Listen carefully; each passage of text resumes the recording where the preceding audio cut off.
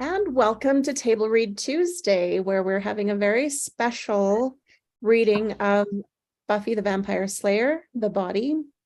Highly emotional, just a warning up front. It's a very emotional script, so get your tissues. And it does involve death and discussions of death. So there we go. Yes, and grief.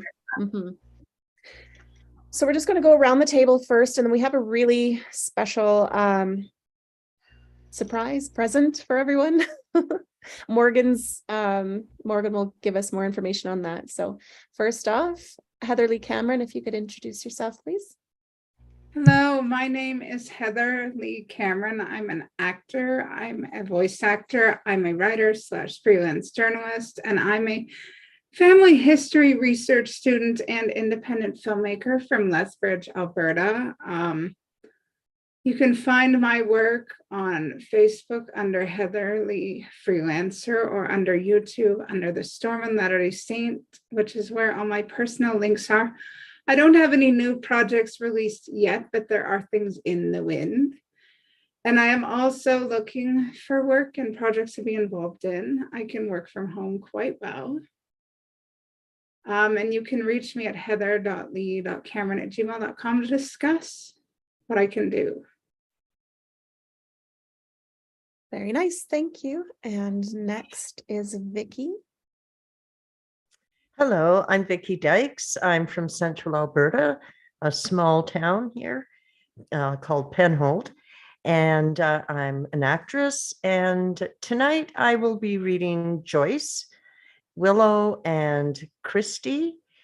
And if you want to contact me, I am on Facebook under the name Vicky Dykes, and I'm on Instagram. I'm YogaGrandma7. Thank you. Oh, dang it, everyone. I forgot to mention I'm playing Tara, 911 operator and radio voice. I'm so sorry. Thanks, Heather. And Clint Monroe. Hey, my name's Clint Monroe. What's going on? I actually just found out one of the movies that I script doctored for is finished shooting, and they're in the last stages of editing. So I can't wait to see what they did with it. It was pretty cool. I got to step in and do some director stuff, some acting, some writing, and it was just fun. And then we ended up, I script doctored on another script with the same guy, and they're doing a reshoot based on my script. So stoked on that. It's going to be hilarious and inappropriate and adults only. So that's going to be fun. You can find me now that my surgery is done. You can find me out surfing. So if you want to contact me, come on down to San Diego. We'll catch some waves and we will talk projects. Talk to you later. That is awesome to hear. Okay. Also, my dog locked himself in the garage, so I'm going to go get him really quick and then I'll be right back. Okay, thanks, Clint. And next is Petra and David. hi, so Petra Stedman, actress, writer, random trivia nerd, currently findable mostly on probably Twitter at Petra Stedman or Petropedia42 on Instagram, which I will be going back to soon. Tonight I'm playing Dawn. I have a lovely emotional arc and one of the paramedics. I believe I'm number 2. And this is my friend David, and he's joining us tonight, so I'm very excited. So go ahead and introduce yourself. Hi, I'm Dave. I've been doing stage performances on and off since probably about the 9th grade. Did some community theater work for a few years, have been a scare actor for about the last 4 in Whidbey Island, Washington, and have been thoroughly enjoying myself. I don't have anything posted anywhere. Sorry, I'm still not up to 21st century technology. But it's just really, I'm just really happy to be here. He's on anti-social media. So yeah, very anti-social media. Yeah. So I'm not sure you do it for me. And he's also done stuff like, you did like a movie, right? Or like a, What's that? You did like a movie. Oh, we don't talk about that. Okay, we don't. Yeah, no, so no, that was so bad. It deserves to remain in the bowels of YouTube. And if anybody ever finds it, I thoroughly 100% apologize in advance. Yeah, he does have other work. We just apparently we don't talk about it. I forgot about that. It's like Bruno, so my apologies. Yeah. Well, it's awesome to have been a part of something that you've improved from. So, and next is Morgan. Hey guys, I'm Morgan. I am a actor and voice actor here in Los Angeles. You can find me on Instagram at Morgan Elizabeth Toll, or Streamly, where I am the talent executive. Thank you. Do you want me to introduce the interview, or have Yes, you? please. Have you done you yet?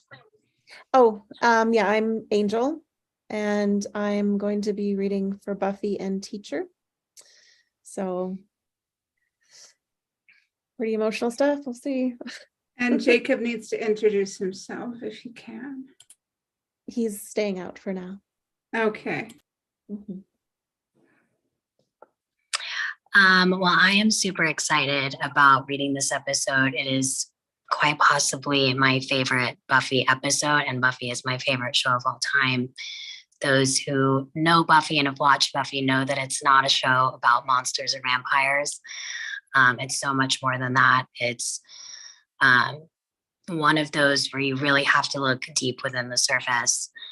And it's just a beautiful show that really shows character arcs and people in a beautiful light.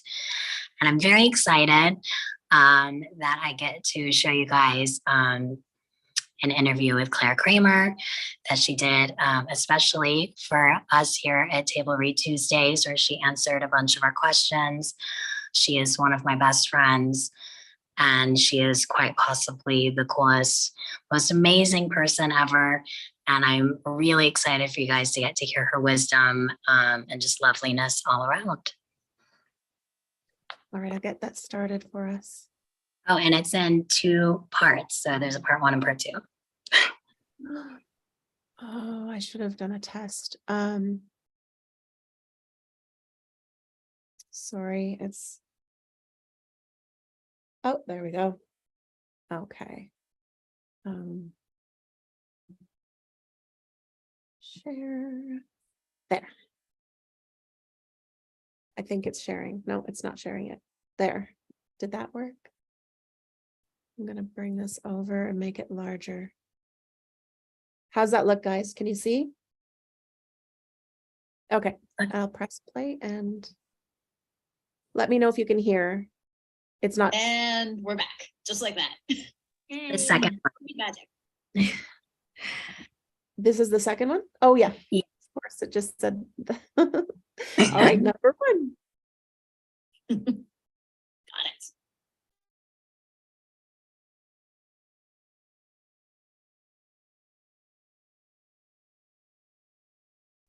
Oh, we can't hear it. It's mute. Yeah. I think that you have to be unmuted, Angel. Okay, I'll try that. Let me know if. It's fun and I'm really excited. There we go. Got it. Let's do it. Well, thank you so much for answering these questions for Table Read Tuesday. I'm excited. That's so cool that you guys get together and do that. I love it. Yeah, it's fun and I'm really excited to get to read the body because it's such an emotional episode and not something you get to see on television a lot, where it shows grief in that way, and different forms of grief. You know, in all the time that I've spent talking about the show, in all the years since I've been on, that is the question that is asked a lot on panels, is like, what is your favorite episode? Or people will share my favorite episode is, and there's 2 that always get shared: the body and the musical episode. So I'd like to see a table read the musical episode next time, but That's a fun one. yeah, exactly. You'll be ready for that after the body. I wish you were in this episode though. I mean, you're mentioned in the episode because they kind of blame you at first. Yeah, they specifically told me that they did not I was in an earlier version, I believe, but then they specifically made a conscious choice from a writer's perspective and from an artistic perspective not to have me in the episode, because the episode was super grounded and realistic, and my character obviously is not. She's a little, a little nut job.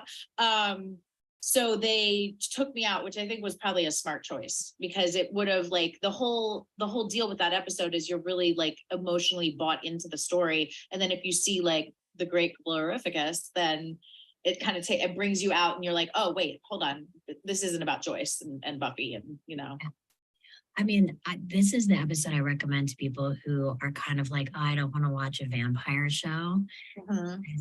It really goes back to Buffy isn't just about vampires. It's so much for sure that, and that we can be our own worst enemy. We can be our own villain. And I think the show does a really good job at that.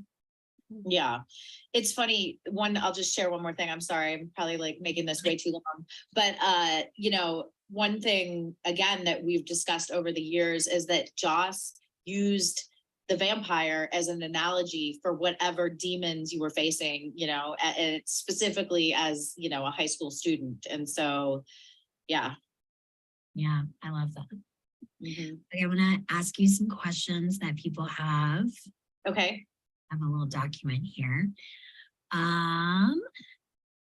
So as an actor or writer, what sort of action descriptions or parentheticals do you like or dislike when you're reading a script?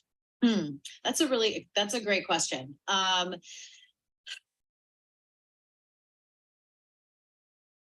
I personally, I mean, it's almost hard to address because, you never get your way as an actor. You are a conduit for the writer's words and for the director's vision, and even, in a way, hair and makeup and wardrobe. But if my favorite way to create a character and to develop a scene and play a scene is with very little parentheticals. Like I prefer very little description. And I like to find things. I like to find moments and find actions. And I almost feel like for me, the more the way I approach a scene or a character when I'm beginning to craft them is not from an end result of like, this is what I want to happen, or this is what I think would be great.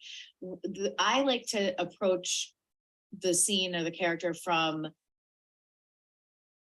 emotionally, I'm grounded where they need to be, or I've found a way to be, if we're talking about like genre material, like Buffy, I've found a way to ground the character. And once I'm grounded and sort of created and understand who she is and what her driving force is, we all have a driving force in life in any given situation, then you're almost freer to play with the scene and the words. You can play with the tonality of the words, not necessarily the words. Buffy was a word perfect show.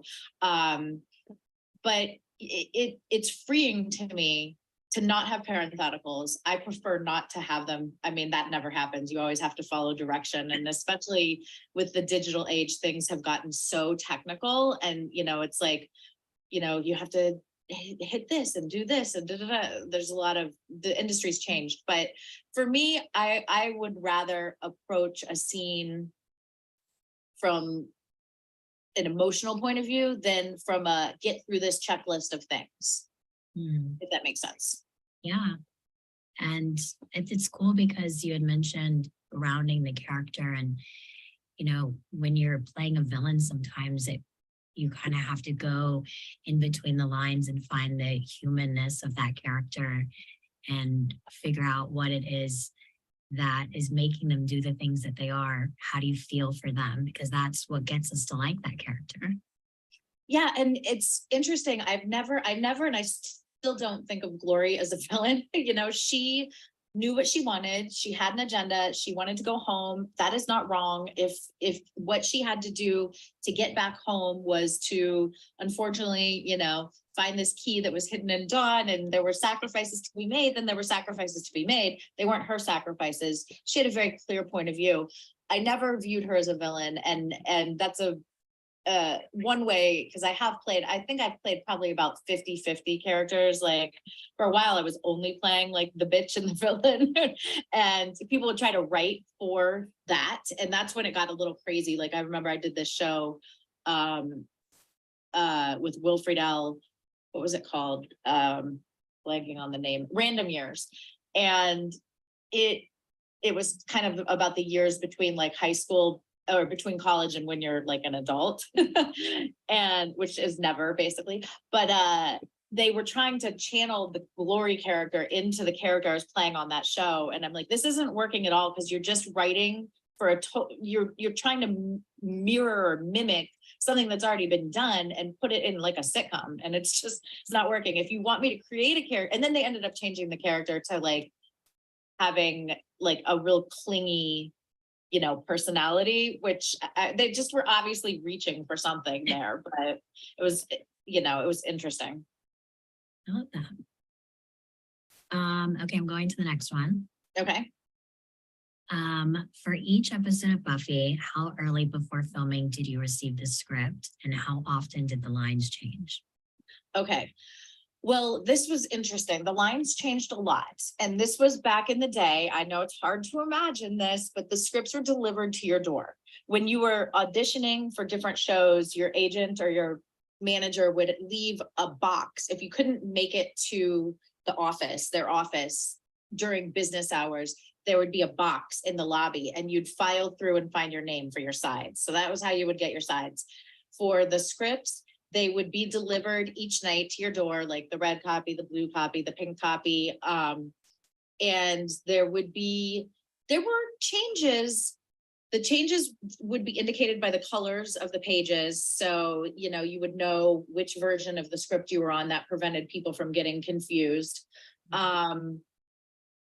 As I mentioned previously, it was a word perfect show. So if the line was like, she's going outside, and you said, she is going outside, then that would be a retake. That is incorrect. So there was a lot of attention to detail. And I think that's why the show's so great. And the cadence of the language is so great. But there was a lot of attention to detail. Now, the fun part was we would get the scripts sometimes just a few days before we started shooting. Sometimes new scenes would come the night before. Very rarely something would be presented in the morning, because the shooting schedule was so tight and the show was so dialed in. I think they realized you can't just drop that kind of dialogue on people, you know, the morning of. And keep in mind, it was shot on film, so everything was much more expensive than today, digital, where you can just burn tape and people are like, oh, that's close enough. I always think it's so cool just thinking of how things were shot on film, but also using practical effects, because Buffy was very much practical effects. But Buffy was like I always used to say, like, if there's a fire, we're lighting a fire. You know, like if you see someone going through a wall, that's actually someone going through a wall. So yeah. It's pretty, I mean, there's some scenes that you're just like, you can tell that it's practical effects, and it's crazy that they actually did that. And yeah, exactly. Exactly. Okay, so how do you break down a script for an acting performance? Well, it's different with film and television. For TV, you're obviously on a different type of arc. You're telling mini stories within a larger story, and sometimes an even larger story if you're on a show like, I think it was Babylon 5, where there were like 5 seasons. That was it. Everybody knew that. So it's a little bit different. With a film, I guess I'll say the way I break down a film first is, you know, I'll read the whole script a couple times, obviously paying attention to my lines and what's going on with my character. And that is where you can derive a lot of information that the writers don't necessarily tell you in parentheticals or in the casting breakdown, is by what the other characters in the script say about your character, you know? So I'll kind of like read through, and then I'll kind of get, for me, this is just how I do it. I'll kind of get like a moment where I want to get up and walk around and like try different postures and like sort of movements or accents or like ways that I can find something within me that's different than me, but would work for the character. But still feels natural to me. So I'll try to like physically anchor to something. Like sometimes it'll be like a little lisp or an accent. Sometimes like something, Glory did this a lot with her hands, you know, there's I like to approach it from a physical point of view. And then once I have like the character and the art, I understand the arc the character needs to go on and the journey the character needs to, you know, go through for the audience to get the message that's within the script. I don't like to make a lot of early choices. Like I don't make a choice of this is how I'm going to do this scene or this is how I'm going to do this scene. I spend a lot of time making sure I'm completely memorized. So my process is I will memorize if I'm working like, for example, I just shot this Lifetime movie and I was working every day for, you know, a month, 6 days a week. And I had like every other line in the script. So my process is I will learn 2 days ahead so that the day before I'm reviewing what's shooting tomorrow, but I've already really done the hard work on it and I'm learning the following day. So because I have found for me, the more off book I am, and if I can get to that place where that dialogue is coming, I don't even have to think about what the next line is. I know what it is. I'm in the scene. That's when I find the freedom as an artist, like to be emotionally present and to not like, to be so available that you don't know what's going to happen. And that's how I like to approach my work. That's, I don't like to do it from an analytical point of view. It drives me crazy when I'm working with another actor that has already decided what's going to happen, what are the beats going to be, and what emotion are they going to show. And you can always tell when someone's like trying to start tearing up.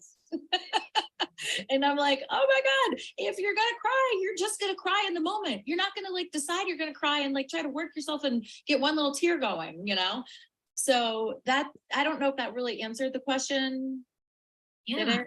Okay. Also like about your acting and that I've recently noticed just watching those clips that we had to put together is that you really use the whole space as an actor. You like there's many takes where you just like fully using the whole space and you don't really see that often. And I thought that was really interesting. Yeah, when I think that's probably because I do come from a stage background, and I trained for almost 10 years at Lee Strasberg Theater Institute, and their classes are like, they're like crazy there. An acting class is 4 hours long and you have one tiny little break in it. And it really trains you, you know, on many different levels. One is concentration, which goes and discipline, which I think goes to the way I approach the characters with the, you know, making sure I'm off book and having the discipline to like be physically present in the moment.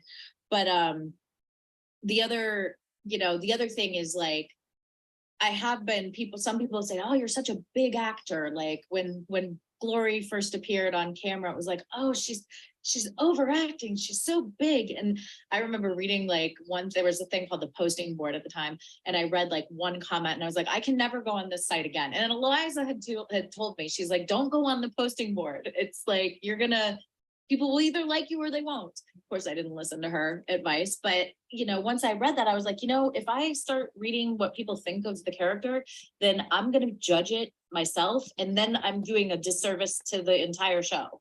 So, you know, as I also come from theater, that I really like it because I feel like you have a confidence on camera, whereas there's some actors that are so still that it's like they don't know what to do. So I think there's that difference of like you have that confidence to be able to just do whatever. And I think that's one of the things I wonder about playing Glory. And over the years, of course, there's been talk of like, even as early as season 7, they were like, you're coming back. And then no, you're not, you know, and even between season 5 and 7, I was like, can I do Glory again? Like, I think I can, but And now, you know, obviously like 15, 20 years later, however long it's been since season 5, the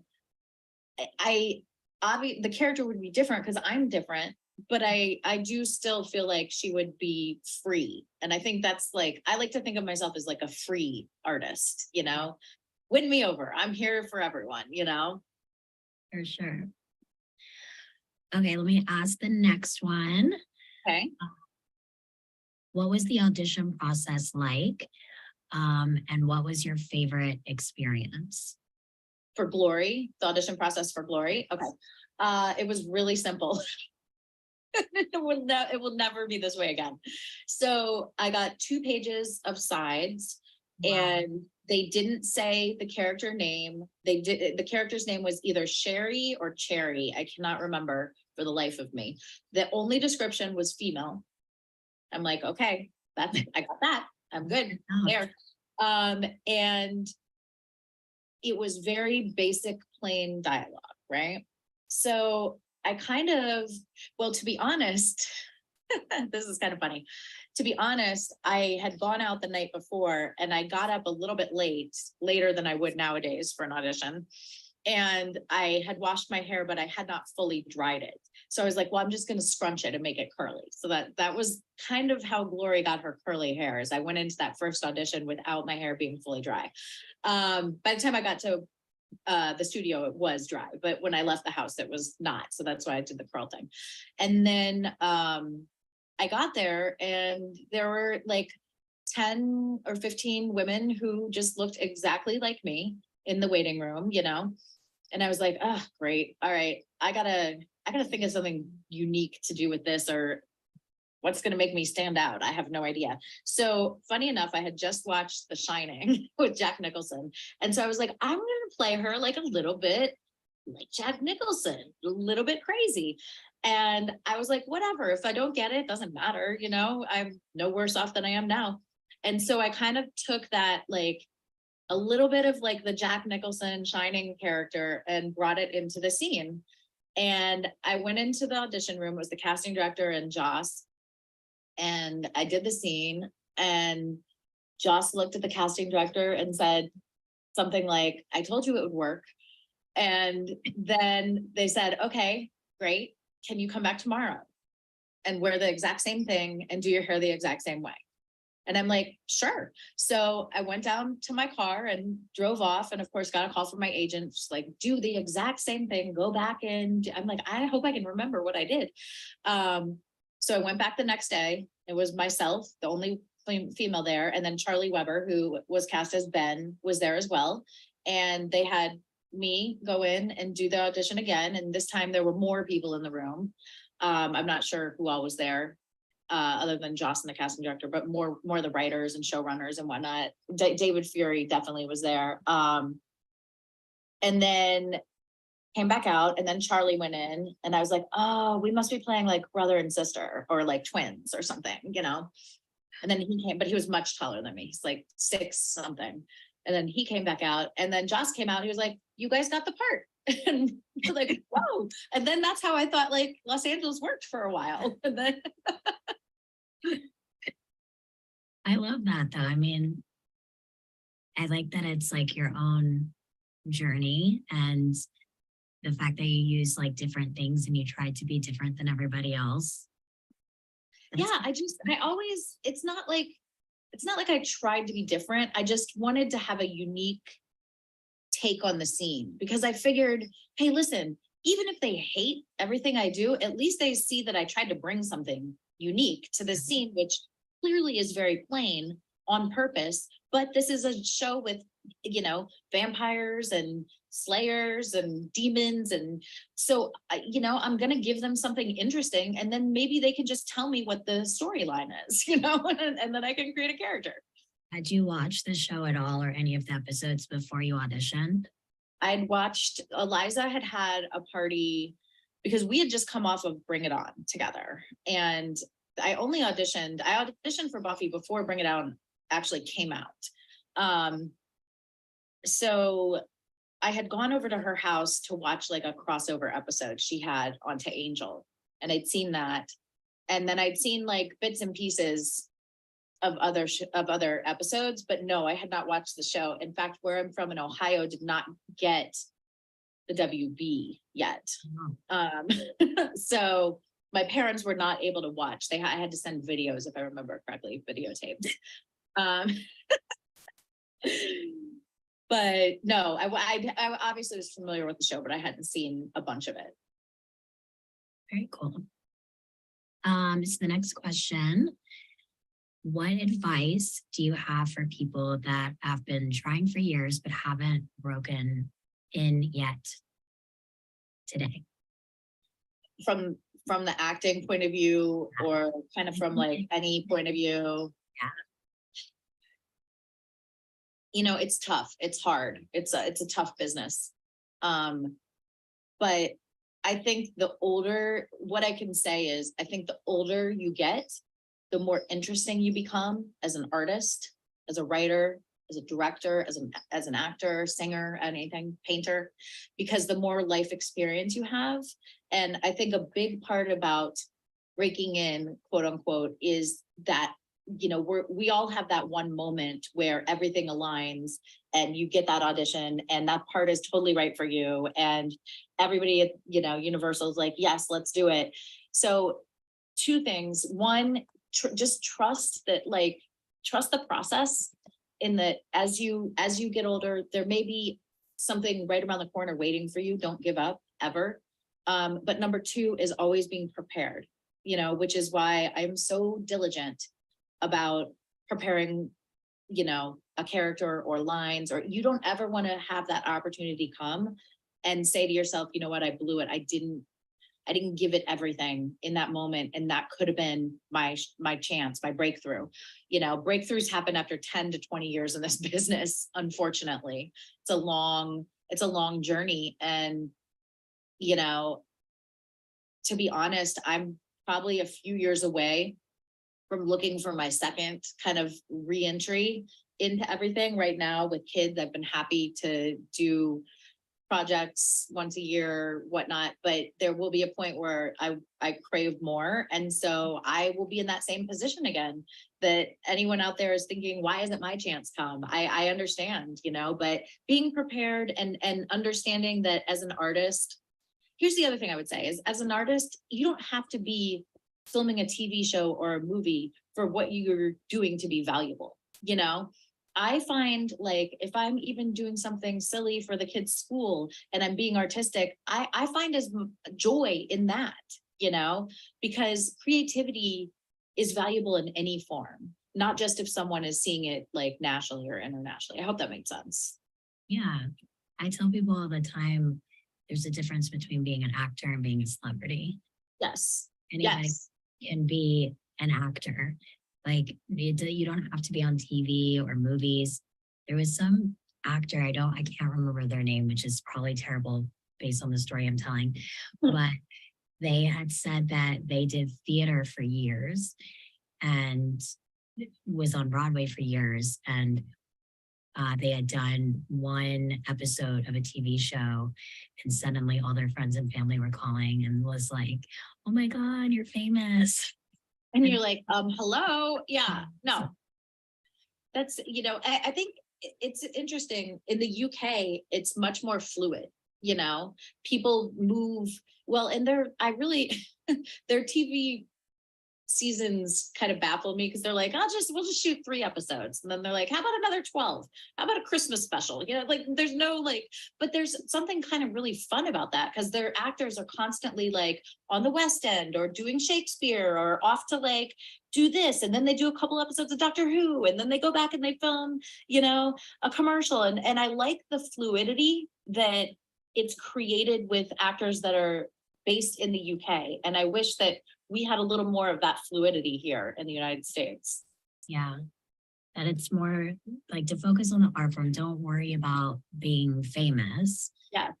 You know, you're an artist, worry about the art. Mm-hmm. Yes. Let me see. There's a few more questions, but this thing is about to end. So we might have But we can also do a second video if don't feel like you have to touch. Okay, because it says 9 minutes left and it's like, well, we'll just do a new link. You know, I want to make sure everybody gets their questions answered. course, this is probably boring. So I don't know. Amazing. Thank you so much for doing this. I mean, you know that I'm already a Buffy fan. Well, good. And I'm also a Claire fan. Ooh, well, I'm a Morgan fan. Okay, so let me ask maybe one more and then we'll switch to a new link. Okay. Okay. What was your most and least favorite memory from the show, either on camera or off camera?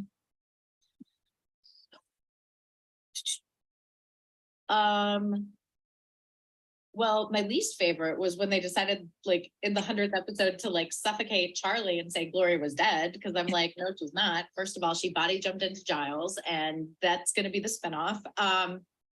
No, I was very happy each episode when I got the script that I wasn't killed off, you know, because that could happen at any moment. They can change trajectory, even if they've cast you, you know, for, you know, supposedly what's the big bad. If they see a storyline isn't working, they're gonna jump ship and try something else. So I was always grateful that I was still in the storyline. I really enjoyed filming the 100th episode. I don't know if it was like it's hard to single out a moment because it was a year of my life, you know? But I really loved filming the 100th episode. I really loved doing all the stunts on Buffy. Like I said, I'd just come off Bring It On. I did all my own gymnastics and cheerleading and dancing there. And I'm I'm physically connected as a person and as an artist, as we kind of discussed earlier.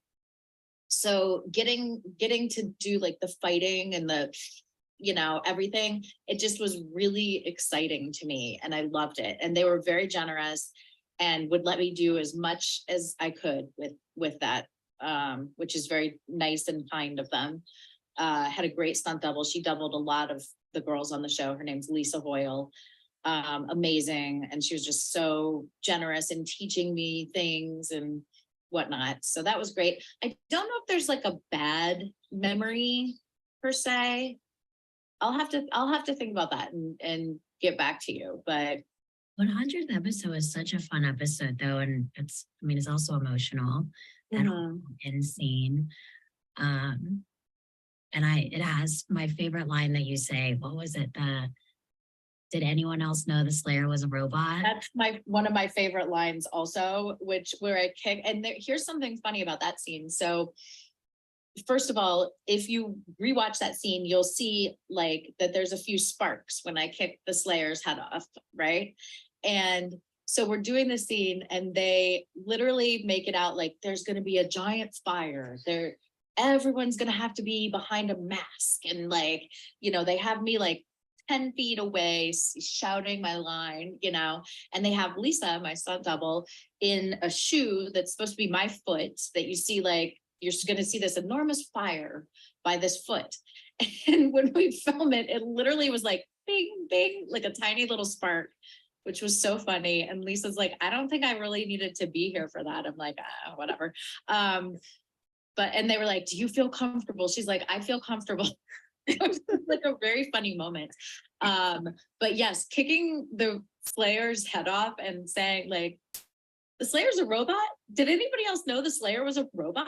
Is just one of my favorite lines on the series that I got to say. She had a lot of good lines, but that was a funny moment. Well, it's because that whole scene and that whole episode is so dramatic and that's such a funny line. It just... Yeah, and that's like the epitome of Glory. Like she doesn't judge herself. So that's the other thing with her. I was never afraid if someone was like, you're being funny. Like she was who she was. She said what she said, you know. I don't want to sound like Dr. Seuss, but like she was able to be all those things and still be terrifying to some people, you know, but be dynamic in her villainry. Yeah. Well, cool. I think we should jump on another link because it keeps ticking down. Okay, stand by, everybody. We'll I'm be right back. and then Yes. Okay. Bye. bye. Okay, now I have to figure out I'm going to stop sharing and then I'm going to start again into the other. Should I do that right away or does anyone have any pressing things, I think I should just go right into the next one. It's just going to take a moment. Whoops. Oh, where did everything go? Okay. Thank you for your patience. Whoa. Sorry. It's taken me a moment to figure out how to do this. I think this is correct. And here we go. Okay. Also, I'm going to mention the names of the people that asked questions because I forgot to do Okay, perfect. that. So everybody that asked questions, Jacob Patrick, Terry Lynn, Heyman, Angel Peterson, Chris Denholm, Brad Verklin. I really hope I'm pronouncing your guys' name correctly. You more here, Heather Lee Cameron.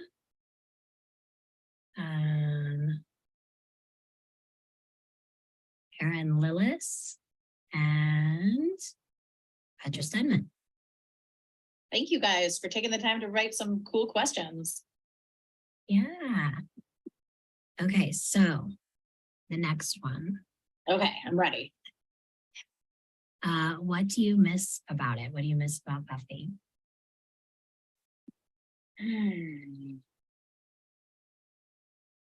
Well, I think that it's hard to say miss because what the show gave myself and so many, so many others that were on it is this incredible afterlife of conventions and dedicated fandom and the show being passed down from generation to generation.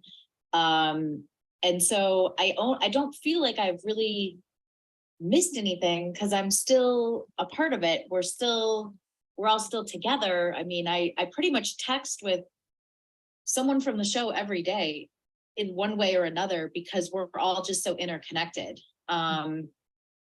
So I think in my other work, I have missed that camaraderie, and we didn't necessarily have that camaraderie in season 5 for sure. Like some of my best friends I didn't even work with. However, I do miss that now in filming, and I do miss filming on film because it's a completely different process. It's something that elevates the status of everyone's attitude on set, because even though you say, oh, digital can be great, but there's something about burning film. And back, in the late 90s, early 2000s, it was like they had it dialed in to be like every minute that you're rolling is like X amount of dollars, and with digital that just, I've even these Lifetime movies, like the directors will just keep it rolling, like, okay, reset, okay, here's the notes, like, I'm like, aren't you gonna cut? And then I'm like, well, why would they? It doesn't, then they have to reset everything, and it's easier just to keep the set locked up and to give notes and then to reset and go. But I do miss what filming offers, which is there's just an elevation in everyone's performance and the way people show up to work, and it's just a little bit more serious. So I guess that's an aspect of the show that I miss now. Yeah, I like that because you can't be lazy with it. You can't not have your lines memorized. No, in all of season 5, Sarah Michelle Gellar never called line once. She never showed up not 100% prepared. And she taught me that because I was very new. It's my first TV project. I'd done a pilot before this, so I was very new. And she taught me that level of commitment to the project and to yourself as an artist, that you are 100% prepared every day you show up to work. I love that. I think we need that all in our everyday work, like whatever you do, that's what it's to be. Yes, 100%. Yeah. Okay, so the next one is, did you stick close to the script, or did you get some room to play or improv it all? No room to improv and play. No room. Now I will say that within the words, there were very little parentheticals, calling back to an earlier question. Very few stage direction, very few emotional parentheticals. That was all very free. And I felt very welcome to bring what I wanted to bring at any given day to the character, and very rarely actually got notes. Joss was kind of like, let her do her thing, you know? And that was nice. But with words, it was, when I say word perfect, and I gave that example earlier, it was a word perfect show. There was no room for, you know, it wasn't even an option to be like, can I try this line? No, you would not even say that. These writers were being paid, you know, to write what they felt was the best possible sentence at any given moment. And as an actor, your job was to deliver that sentence. Well, I'm pretty sure then Josh also, there was a book that was published that was like Sunnydale language or something along those lines, where it was like just how people in Sunnydale talk. Like it was almost like a newly created form of speaking. I mean, he obviously is a huge fan of Shakespeare. And so I think he's studied like the cadence of, you know, delivery, and almost it would be like when you got a script, you would learn your lines. And this was again why it was so important to be prepared and learn your lines, because remember, I wasn't part of like the Scooby Gang where there were 6 of us talking. It was just Glory, and most of the time she was talking to someone, so it would be pages and pages of dialogue, you know. And you had to be just completely prepared with that. That's cool though, that you got the freedom to kind of be your own character, like create that own character while still, you know, falling in within those lines of making sure everything's perfect. I mean, that was like a gift. The whole project was a gift that someone, you know, on a silver platter, like here's a dream project early in your career that you can build from.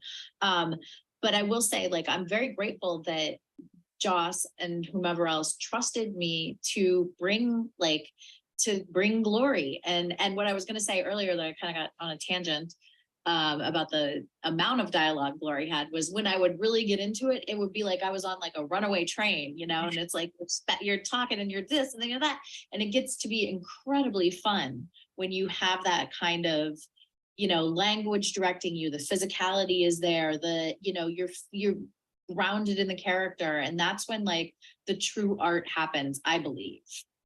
Yeah. That's amazing. And it's so much easier when there's good writing. So I've noticed even just seeing different sides of auditions, there's some auditions that will be really hard just because the writing is so different. And then there's some where it's like, it's so rich with emotion already without even saying it. The way it's written just like makes you feel. Yes. It can put you there in the moment. Yes, 100%. I remember in college at Strasberg, I had the greatest acting teacher in the entire world. Hope Arthur was her name. Not even sure if she's still alive. I'm afraid to check because I don't want to know. I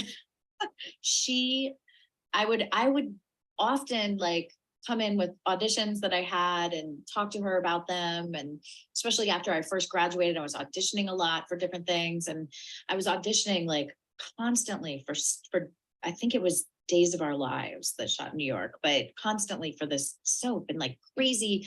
And for a soap, you have got to memorize like crazy because they shoot an incredible amount of stuff every day. So I remember being like, I can't connect to this dialogue. I can't, like, I don't know what this character is supposed to be doing. She's like, then don't audition. And I was like, but I want to audition. She's like, then you've got to find a way. And so that was a very big learning process for me, that period of auditioning for soaps and whatnot, where I had to find a way to connect to dialogue that really was not very meaningful to me. You know, it wasn't Chekhov, it wasn't, you know, David Mamet and every Tennessee Williams, all the things we love to do in college. It was this bizarre, like, soap dialogue. And then when my teacher was like, okay, then don't do it. I was like, oh, okay, I get it. I understand now. It's my job as an artist to make it work no matter what. Yeah. I mean, when I did that audition for Amber, I had no idea that it was going to be a Buffy project. And I'm glad that I didn't, because I feel like I would have overthought it. And, you know, I was like in that hotel and I didn't have any of my equipment that I Right. could audition with. And I was like, this is going to be terrible. I don't even know what this is for. So I'm just going to like wing it and be totally in character. Yes. And I'm so glad that I made myself have that freedom. Mhm. I feel like I would not have booked it if I had not just like been like, whatever, I'm just gonna do it. And Just going in and like, yeah, that freedom. And that's what you always want as an artist. And, you know, the times where you can't achieve that freedom, that's when you use the tools that we're given to get you there, whether you studied, you know, Meisner or Adler or Strasberg or whatever. That's when your tool belt comes out. Not when everything's aligned correctly, you don't need any of those tools because you're like, you're just there, you know? So all the technique, all the sort of studying and all that, that's a second resort. The first best thing is to be inspired, you know, and as an artist to just be fully present and emotionally available. yeah, for sure. Okay, so the next one is, what do you really appreciate in a good script or role? What do I really appreciate in a good script or a role? That's good. I like complexity. I really appreciate complexity. I have never been one to kind of play the girl next door. That's just not my jam.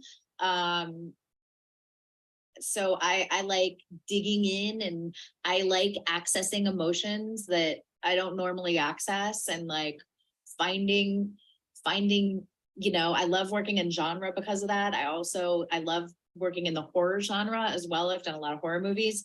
It's so freeing to go to work and think nothing about life. Or, you know, like I'm not the type that wants to do a script about like a romantic comedy. Now, would I? Yes, of course I would. But I am much more intrigued by like the dark side of the world. And when you can kind of like combine that with some good genre stuff, or, you know, they say like, you know, suspension of disbelief. That's what you want when you watch quality television or a movie. Well, that's what I want when I'm working on a project too. I want to suspend my real life and be fully immersed as an artist, you know? So I like complexity, I like layers, and I like depth. Do you ever feel like you have blackout acting where you're just like so in it that you're like, you don't even remember what you do? Yes, but I have not had that so much on filming projects. I've definitely achieved that on stage before. And I've actually been punched so hard on stage that I did technically black out. I was playing Helen Keller. I did the national tour of Helen Keller, and you know, I was very young, like 20, but really looked still like 12. And the girl who was playing Annie Sullivan, we were doing the dinner table scene where it's like, you know, the battle and the fight and everything. And she like misjudged something and whacked me so hard. And I like literally collapsed and I could hear this ringing. And I'm like, oh my God, I've got to get up. I'm on stage. So that blackout has happened as well. Oh my gosh. Yeah, I've been on stage before where the entire set fell on somebody's leg.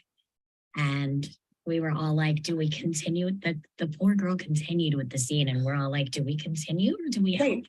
Like, what do we do?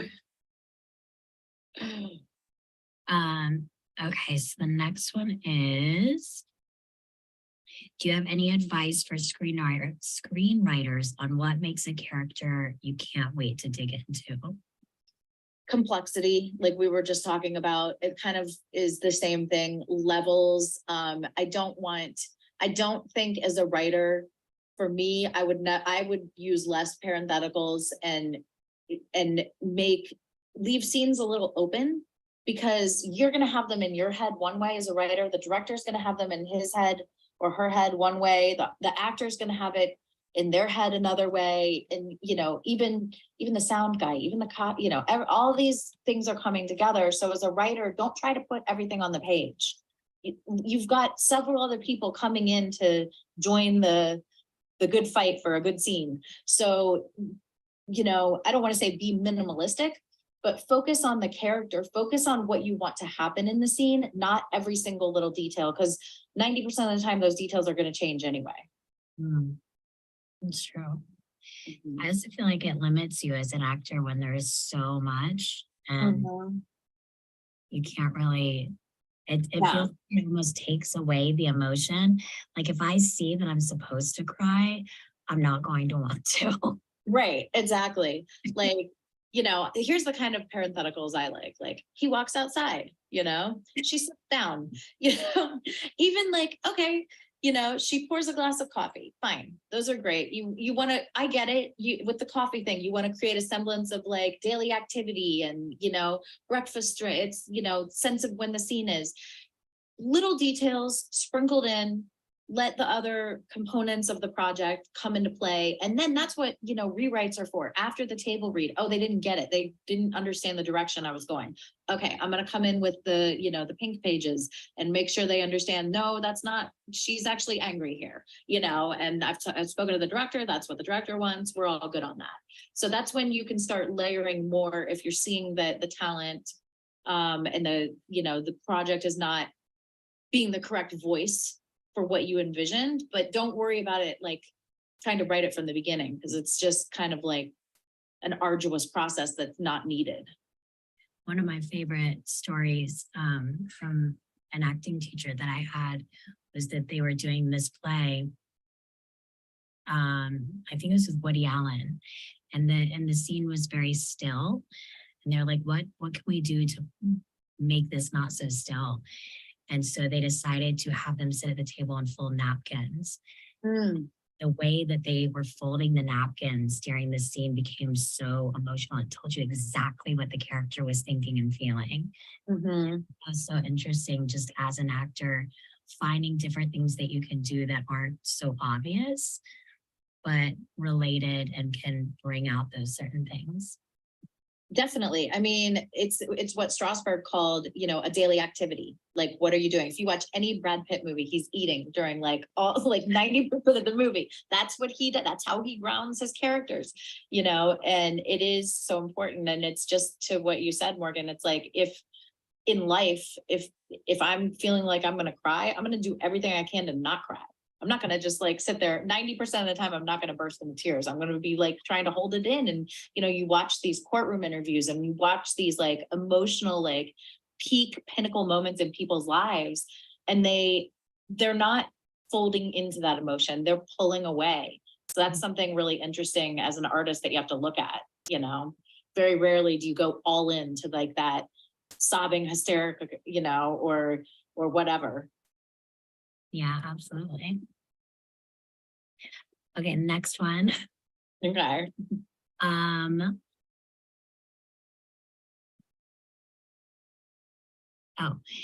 so this one says the episode Hush was groundbreaking, and do you have any comments on how that episode was made, or like any of them really?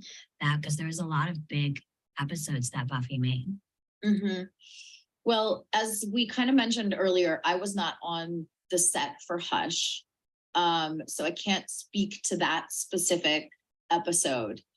But, you know, what I can say is in juxtaposition to what I was just saying about writing in the detail, once it gets to the filming point, there was a ton of detail that went into every episode.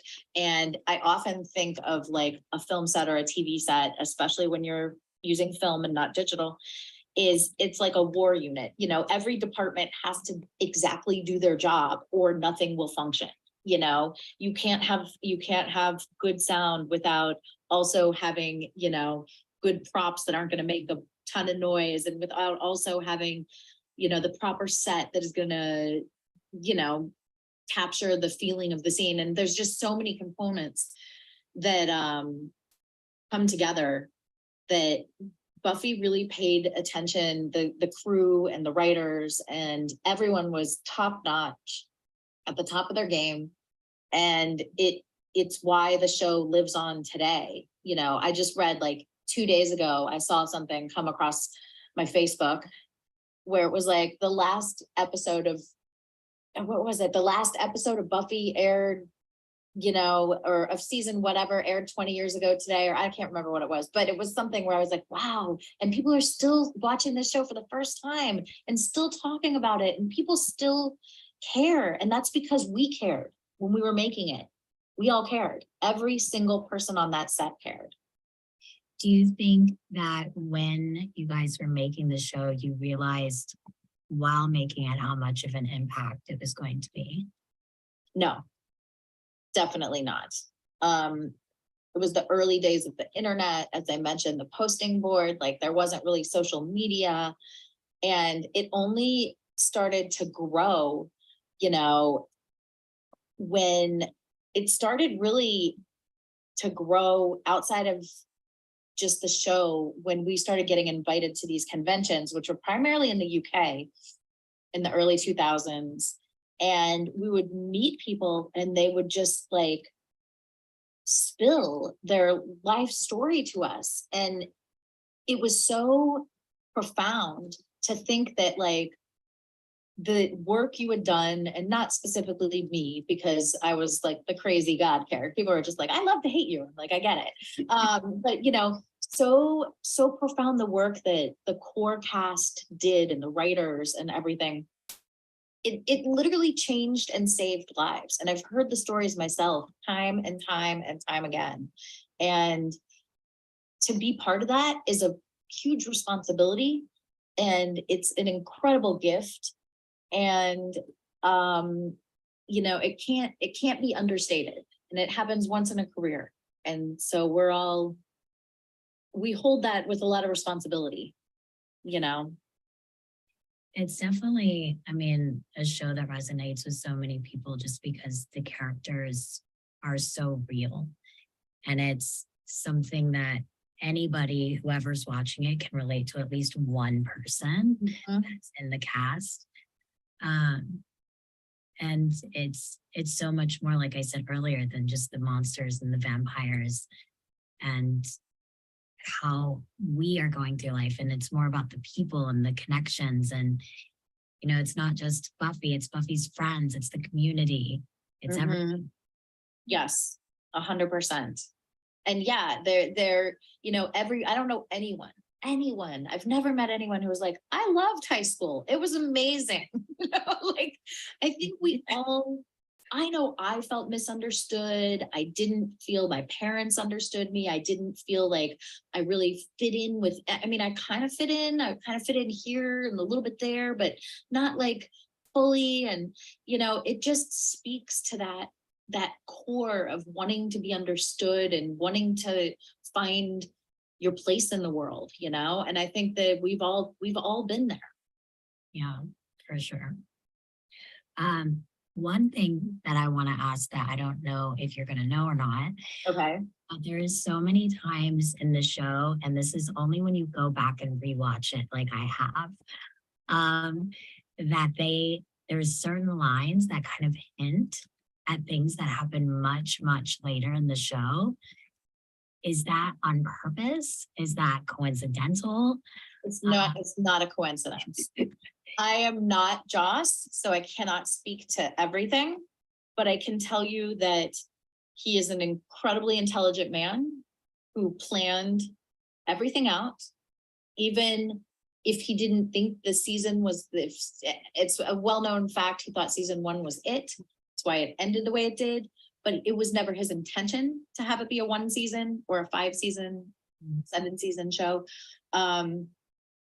So I would say yes, 100%, that is all intentional. I mean, even going to the episode that we're going to be reading, The Body, and like, I think it's season 4 where she's in college for the first time and she makes a joke saying, oh, my mom would have an aneurysm.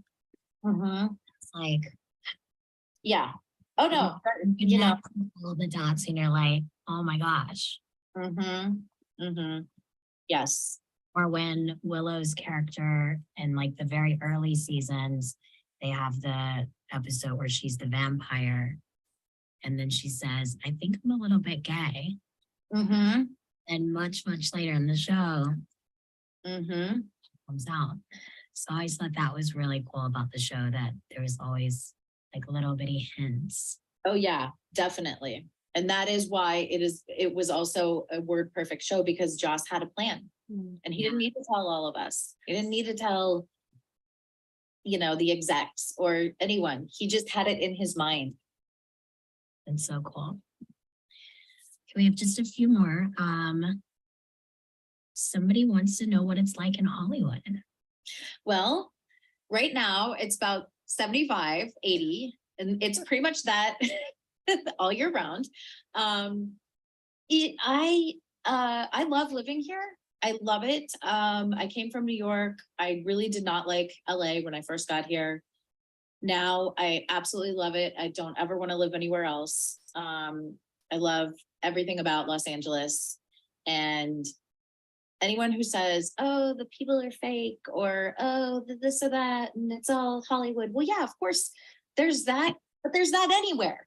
You can, that's just bagging on the industry here for whatever reason. You will find fake people wherever you go. I promise you. Even if you go to Alaska, even if you go to Antarctica, there's going to be like, some worker guy or whatever there who's going to be an asshole. And same here. But it's about making a happy life, really. And I love it here. I love the weather. It's great for my kids. I love hearing the bird. First thing I do when I get up in the morning is walk to my back door and open those French doors, and like just the birds. I get up at like 6 and the birds are chirp, chirp, chirp, chirp. And it's so nice. That probably doesn't answer the Hollywood question. But I talk about the weather for a minute. No, I mean, when I first moved out to LA, and it's probably because it just scared me, but I did not like LA when I first moved out here.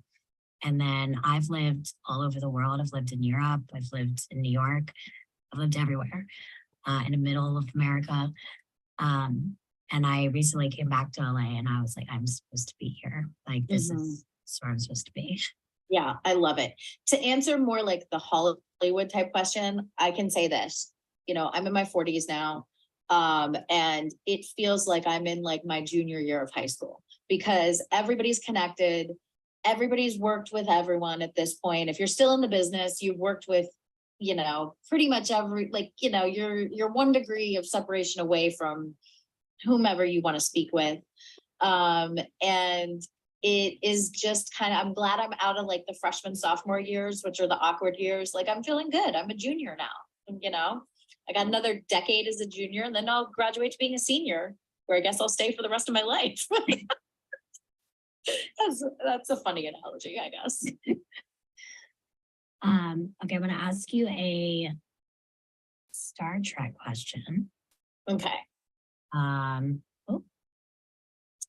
have some of these saved on my phone. So let's see. What are your thoughts on Commander Garrett's fight to become a captain and embracing the winds from Star Trek Continues? Do you think the way she went about it was correct? Or were there things you think she should have done differently that might have resulted in a different outcome? Well, that was a character, for those that don't know, a character I played in Star Trek Continues. And I don't think she has any regrets. I think that there's a scene at the end where I'm kind of pensively looking out, and I wanted to like bring that to the moment of like, well, it didn't work out, but that's not for not trying. And the character tried her way. So no, I don't think she has any regrets. I think she's good. Very cool. So the next one is, did the Buffy cast do table reads? Were you involved in those table reads? How could the script shift in a table read process on that show? I am not remembering table reads. It's interesting. Buffy, no. I definitely have done them for my other shows, but I don't know if it was the pace or the fact that we were working, writers were working so closely up to the deadline, and also the filming day on that show was was very long. If you had a 16-hour day, you were like, I'm done early. So there really wasn't like the built-in structure of a table read day. I think that's a lot easier to achieve with sitcoms and maybe procedurals. I did do table reads when I was on House, and I did do table reads for my other shows I was on. I think pretty much all of them.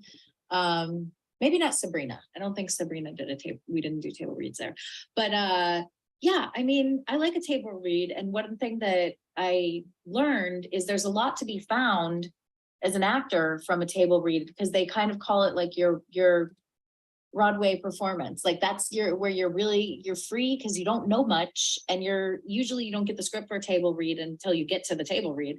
So, you're kind of like free, and sometimes it's about chasing that idea after that table read, which is not a good thing, but it happens at times. Yeah, I think that's interesting because like I never had even thought that a show wouldn't have done a table read, because you automatically think that all the shows do them. But that makes sense that you just jump right into it. You just jump right into it. And I came on season 5, who knows what they did season 1, you know what I mean? Would have been quite different. And even with season 5, I came in episode 5. So the train was going. They probably did table reads for maybe the first episode of a season. I don't know. It's a good question. I'll ask around. I'll see if I can find it. Okay, we have one more, and the time is also ticking again. Okay. If you could go back and give your younger self one piece of advice, what would it be? And do you think your younger self would have taken it?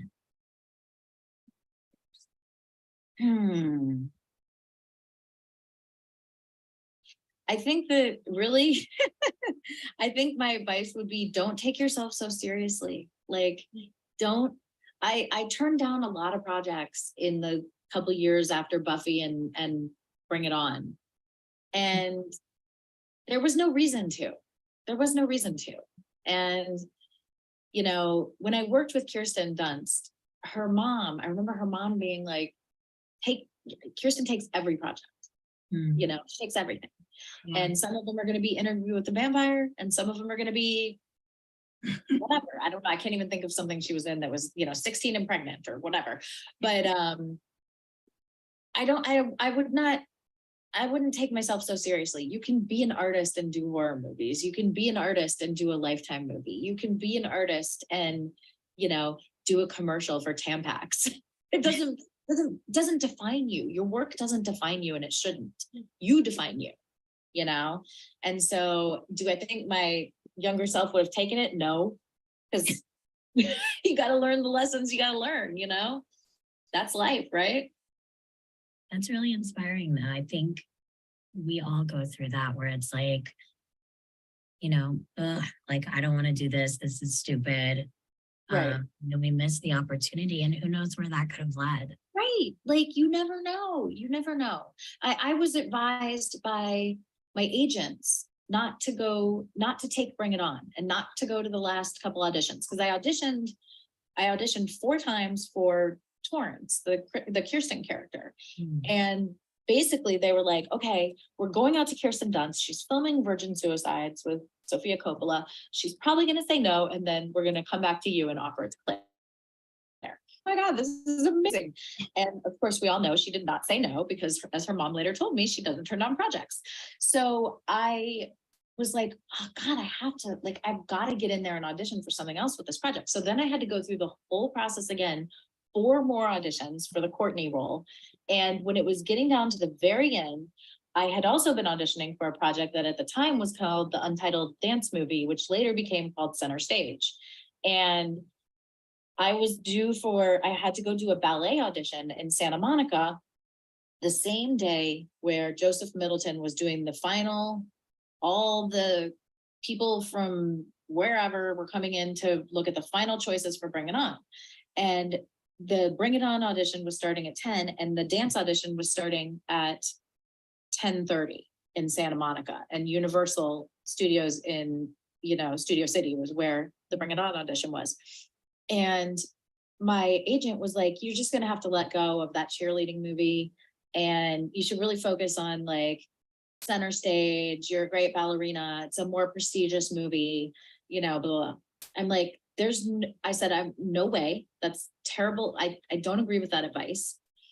So they called Joseph and they basically were like, can she just go very first, like the very first person, like as people are, and he's like, yes, tell her to be here at 9:30, ready to roll. Like, and whenever I get people in that room, we're going to go. So I was there at 9:30, probably there at 9 in the parking lot, like, getting myself all jazzed up and ready to go. Came in, sat in the waiting room, just nervous and full of energy, and went in, did the audition. I remember being like, okay, you guys, I gotta go, bye. Like, it didn't say why, but literally ran out the audition door and into, my friend had his car door open. Like, I dove in. I was like, get on the freeway, and got to the ballet audition, came out of the car in my leotard tights and point shoes, and went in and did the ballet audition. And guess what? I did not get Center Stage, and I did get Bring It On. And Center Stage was not a very successful movie, and Bring It On was #1 in the box office for a month. Oh. So don't listen to your agents giving you bad advice. Trust your And it also goes to, you never know. You never, yeah, you never know. I remember reading Bring It On and being like, I don't understand this movie. It was really and I told Jessica that later, and she was like, she's like, it was written in jargon and slang and like whatnot. I don't even know what I'm saying, but okay, I'm gonna be a pure tater, Torrance, and a pain in your ass. All right, fine, I can say that line. I don't know what it means. it's hilarious. Worked out. Well, thank you so much for answering all these questions. And oh my gosh, thank you guys. And I'm really excited to hear how the read goes, Morgan. You'll have to tell me. Well, yeah, yes. I read through a little bit of it the other day and was already getting emotional reading that episode because it's so good. Is someone gonna like lay there and be Joyce, be the body? We should do that. I mean, I think you need to cast someone as the body. It's a character. It's the main character of the episode. That is true. All right. Well, thank you guys so much. I love this Tuesday night thing, and hopefully maybe one day I can come and read a script with you. Yeah, that'd be fun. That'd be awesome. Amazing. I'm gonna stop the record thing. Okay. Bye. Figure out how to do that. I'm Yeah, bored. and then me trying to figure out how to press that. Yeah. That was so good. Oh my gosh. Okay. But in respect of everyone's time, we'll jump right into our reading. The body. That body. You ready? I just want to make sure that I've got.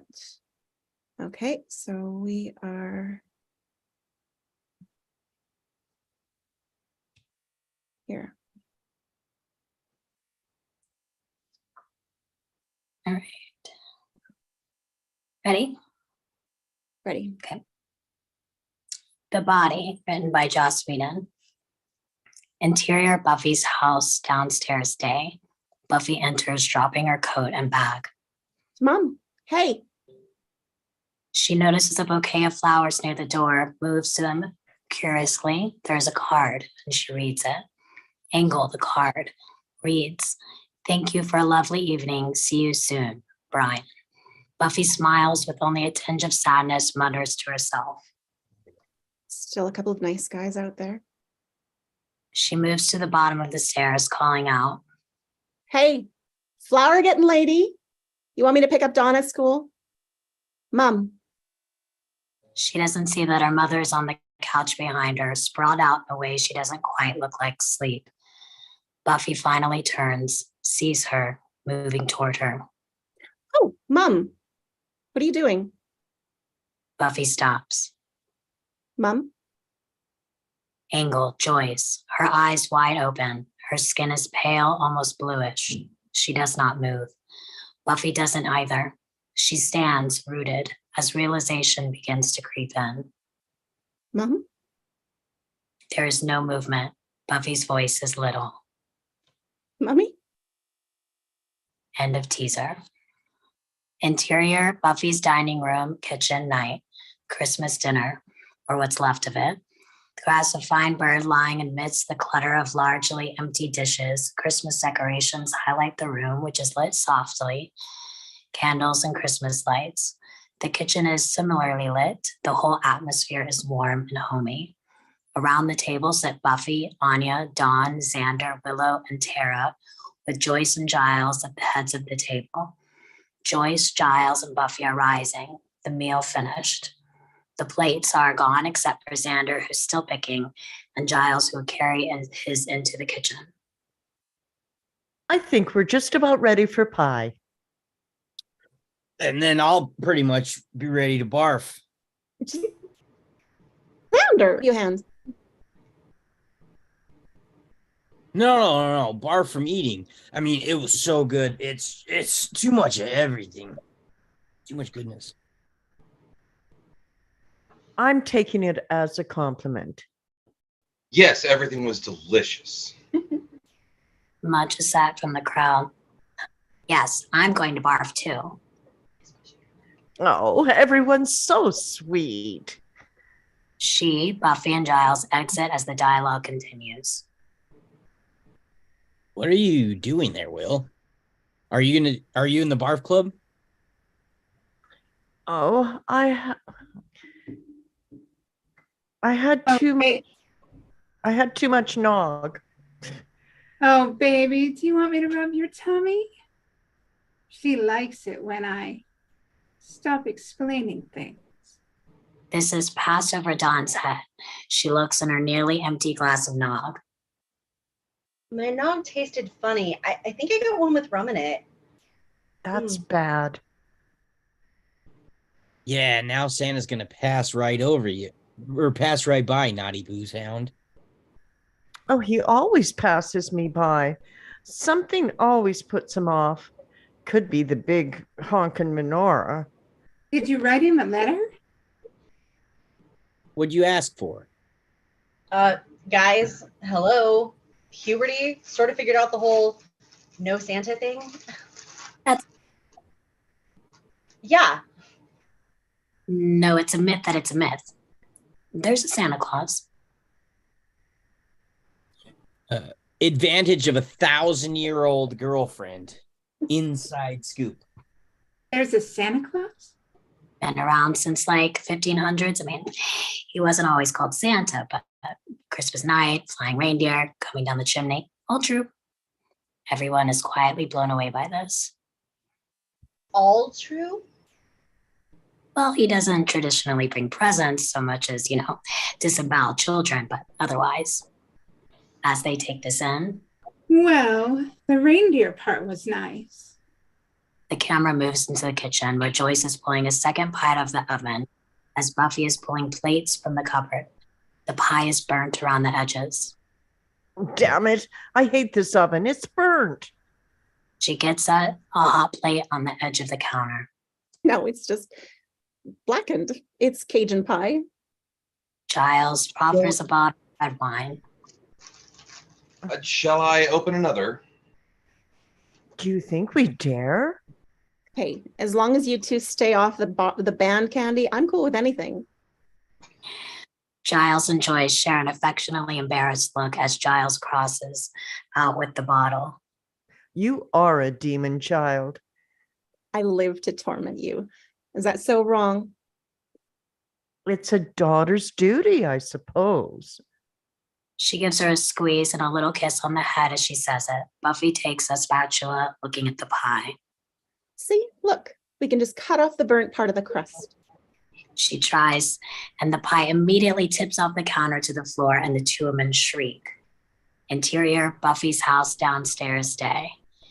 Angle, Joyce's face. It's cold, staring. There is silence. Buffy stands a moment, then rushes to her mother's side. Mom? Mom?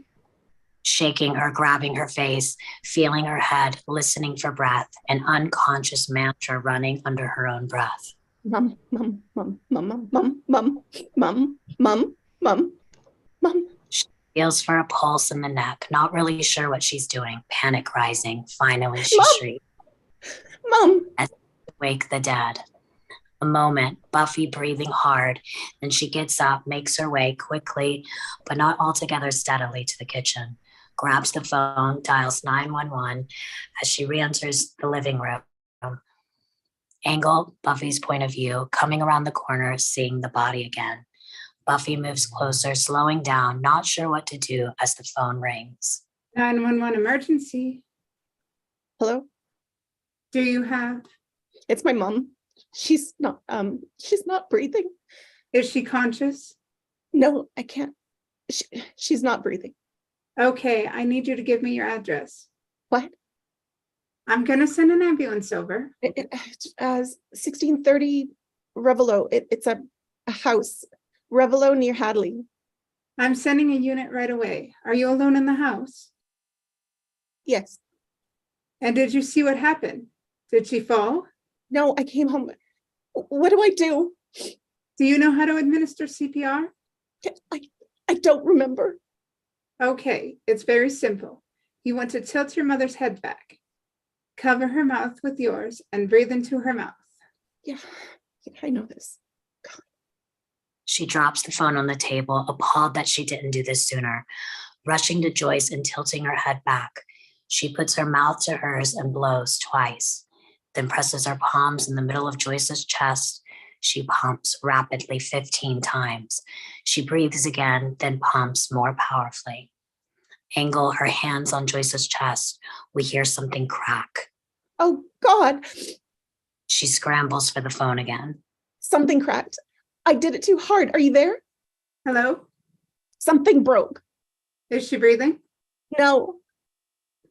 Paramedics should be there in a moment. You might have cracked a rib. It's not important. She's cold.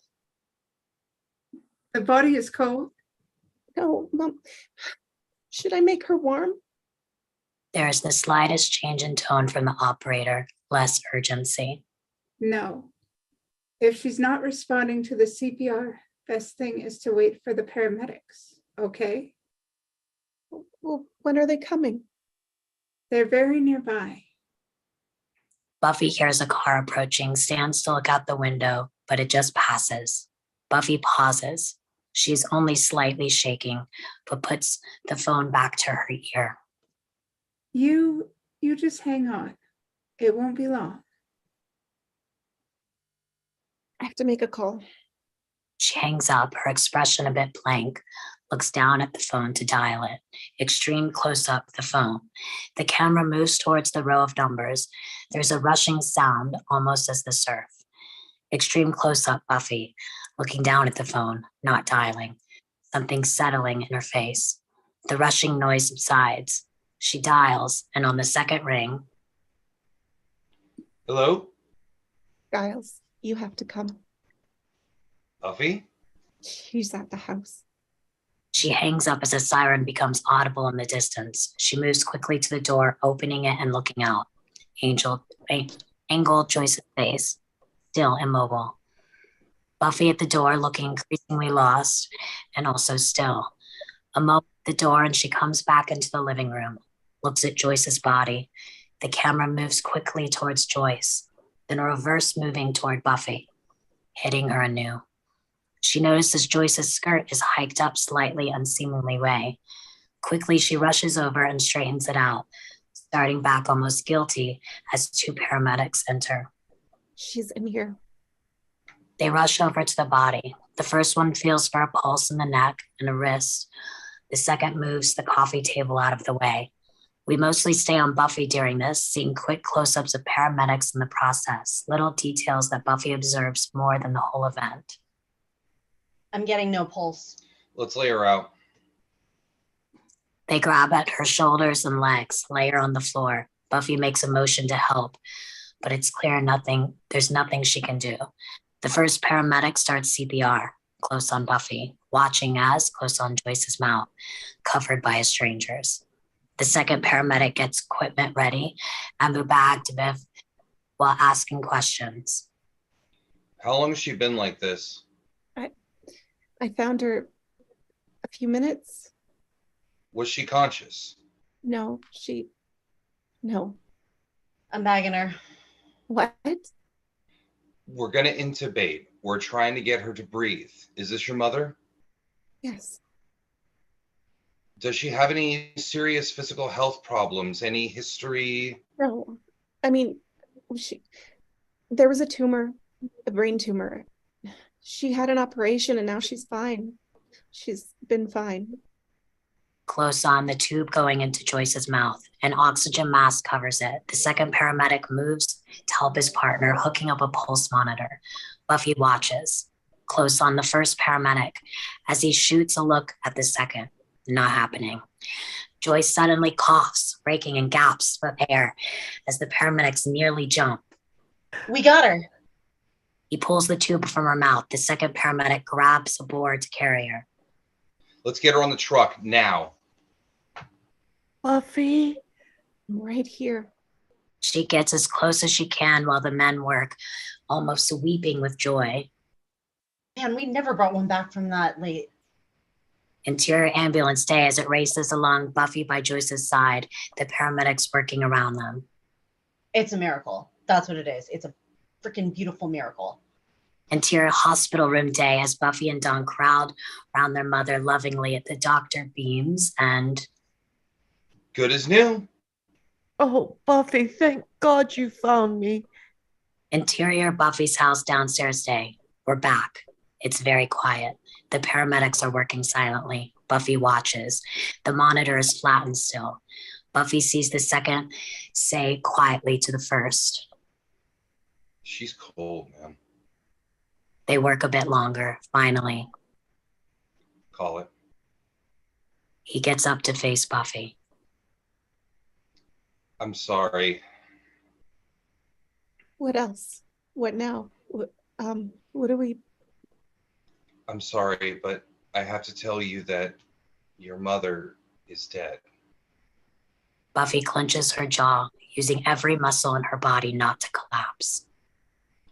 It looks like she did die a good while before you found her. There's nothing you could have done. What did I... I'm guessing there may have been an aneurysm or some clotting, some complication from surgery. She probably felt very little pain. I'm going to call it in.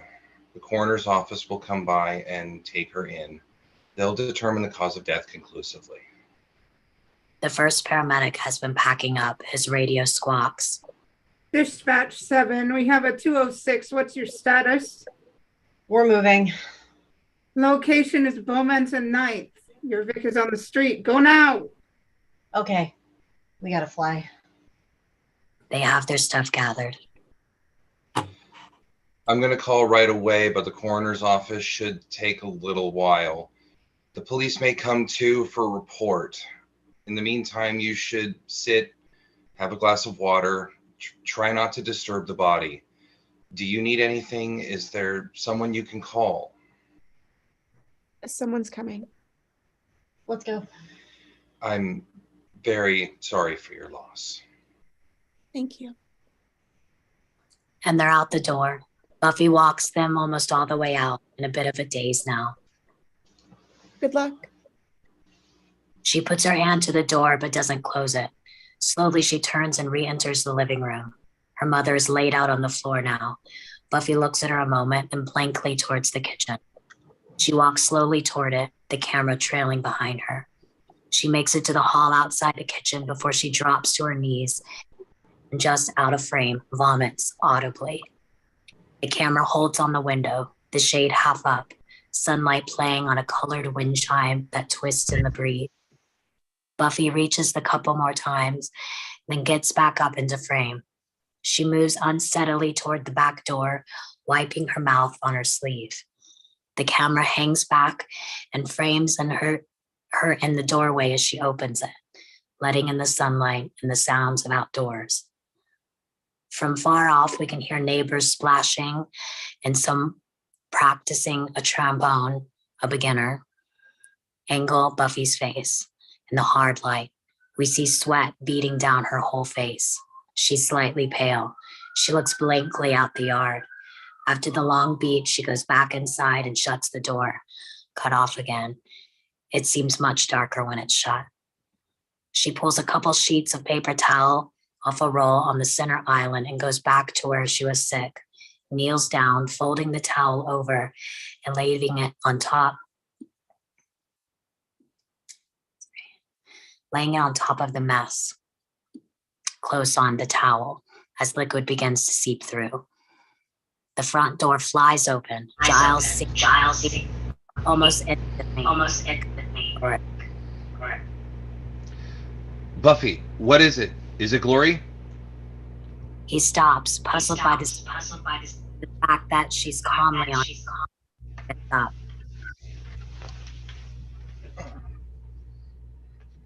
I'm waiting. The coroner's coming. What?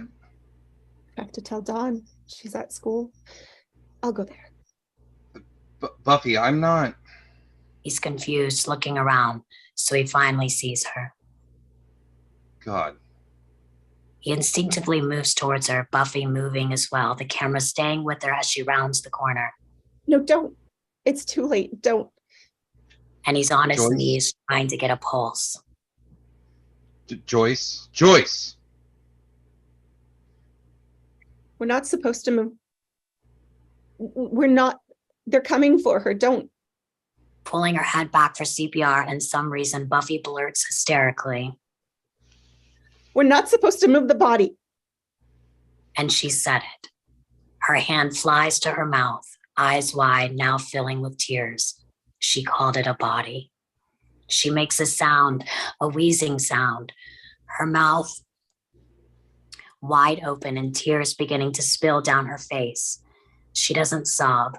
She stands uncomprehendingly, mouth wide open. The whole truth of her mother's death is trying to cram itself in there, wheezing.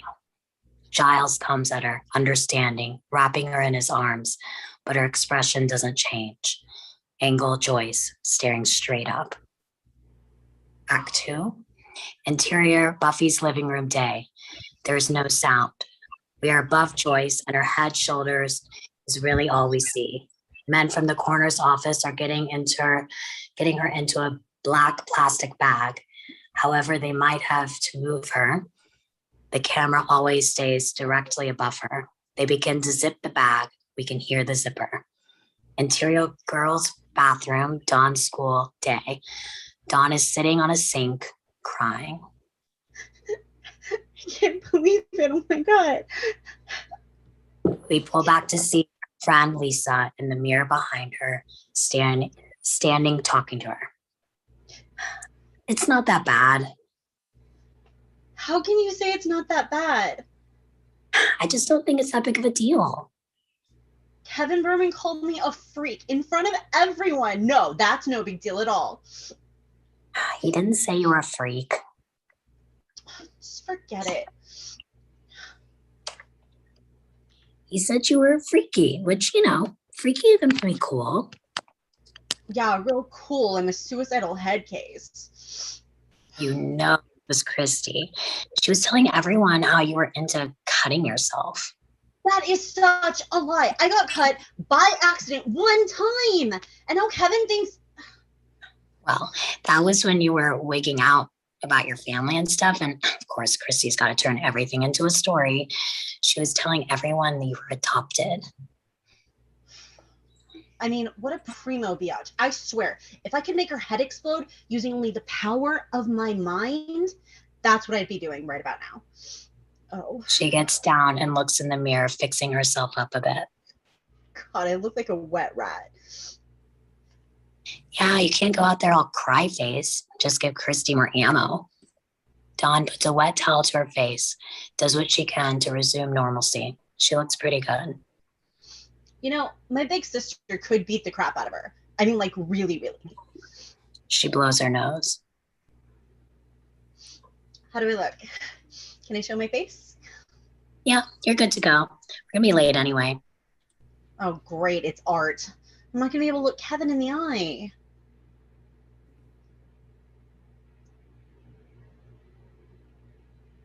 I didn't hear that.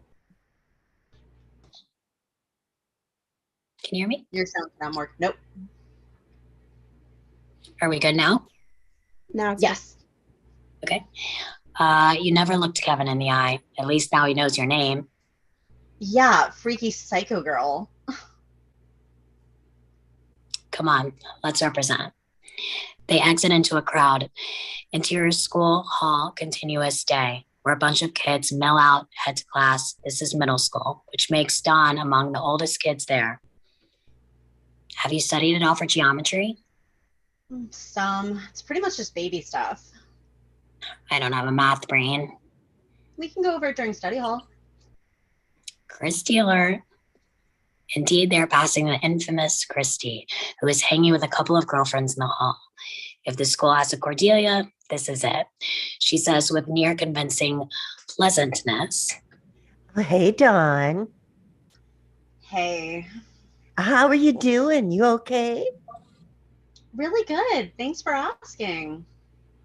As they pass the group, they intone to them. Biatch. They enter interior art class continuing day. It's one of those classrooms where the top half of the wall facing the hall is glass, so we can still see the hall as the girls enter. Easels are being set up, kids getting ready to sketch a plaster of Paris statue, Greek female nude on the table. The teacher wonders about getting started. Okay, remember, we're not drawing the object, we're drawing the negative space around the object. We just draw the edges of the figure and then give me a sense of the space around, the space in between. While the teacher is nodding on, Dawn heads for the empty easel in the back and realizes she's going to be next to Angle Kevin Berman, who is fairly cute as expected, not a bad boy, but clearly working some 14-year-old cool. Dawn, trying to be invisible, takes the easel to his right, closer to the class portion, while Lisa flanks him on the left, throwing Dawn a significant glance. Dawn starts sketching the outline of the statue. Hey, She barely looks up, a little confused about who he's talking to. Oh, hey, Kevin. Bit of a beat. what's going on? Negative space? Yeah. What's that all about? Another beat, more sketching. That's pretty good. Thanks. Angle over Kevin to Lisa. As he examines Dawn's picture, Lisa picks her drawing up and intently staring at it as though to figure out what's wrong with it. It angles towards us so we can see that's all on our paper are the words. Dawn tries not to react. So I heard like you freaked out and cut yourself. Not even. That was a whole. I mean, that was so. I feel like that sometimes. You know, things get so crazy, you know. I just want to do something extreme. Dawn changes track with impressive speed. Yeah, I just had some really intense stuff going on. A lot of people don't get that pain. Yeah. And then Christy's blabbing it all over because she's. Christy, man. She's kind of hot. Oh. I don't think she's ever had a thought in her brain. Dawn smiles as she does. We see Buffy enter frame behind her through the glass partition. Over the following, Buffy searches, spots Dawn, and enters the class. It's like she thinks I'm so hot. Just bow down to me, you know, and like whatever. Oh, I know. She's so superficial. Everything's just like clothes and who likes who, and just like there's way more important stuff going on. Like there's a lot of crucial, stuff. Buffy Yeah. speaks to the teacher briefly, then makes her way towards Dawn. Still, Dawn doesn't see. I mean, there was this one time we were in history and she had this book, Annals of History, but she didn't know how to say annals, and so she kept calling it. Dawn, Dawn turns, surprised. For a moment, Buffy just looks at her, unable to say a thing.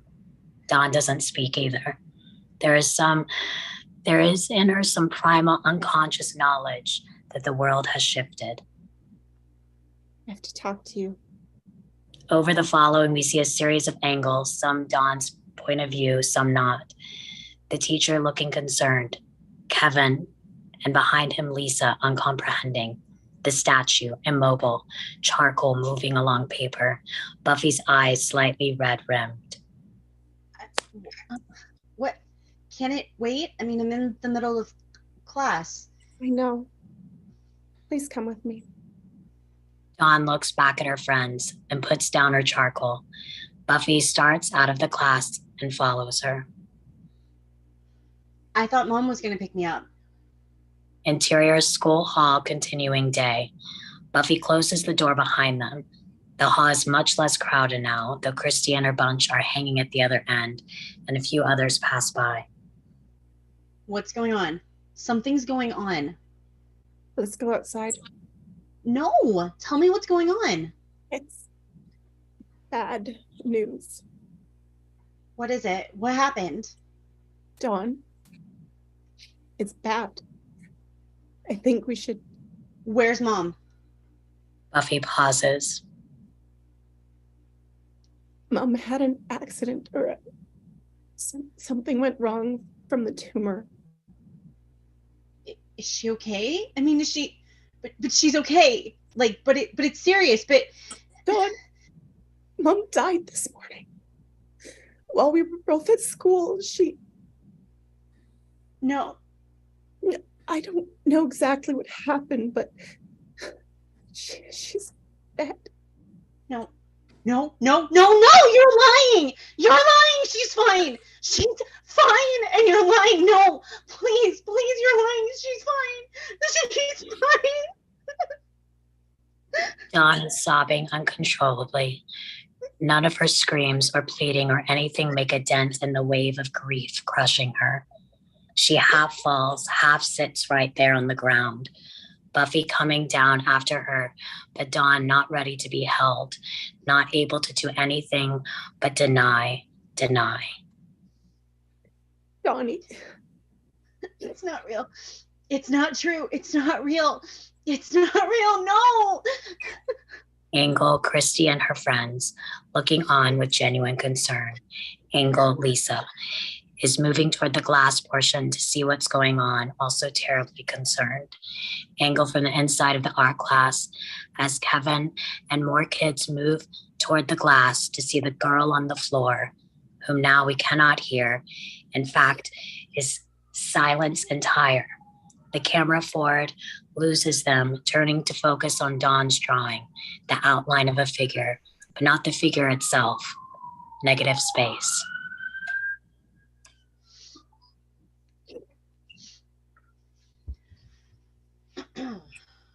Now we're on part 2. Break time? Are we continuing? I don't know. Are we doing intermission or switching or what are we doing? Does anyone need a break or should we just? Yeah, let's take a quick 5. Yeah, just like a 5. 5 minutes? That's okay. Okay. Yeah.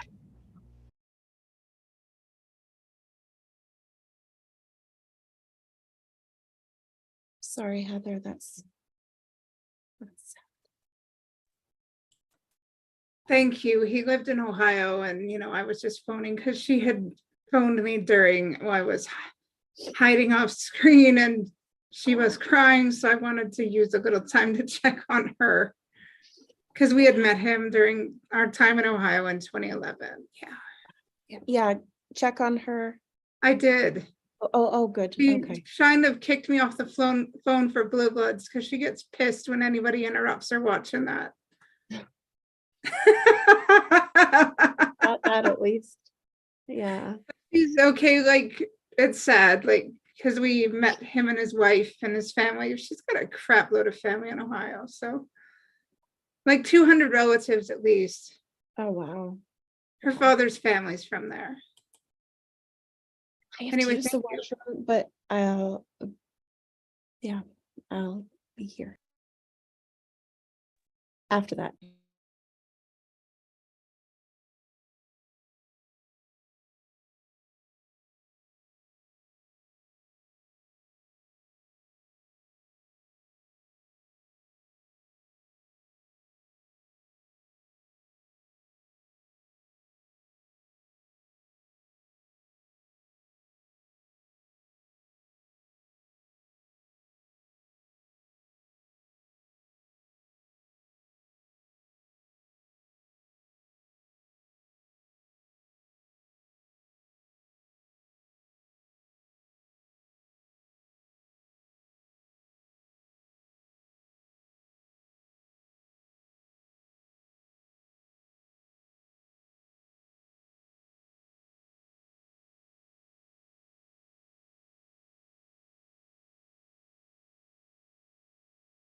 Petra, are you good to take the action description for part 2? Cool. I'm on it.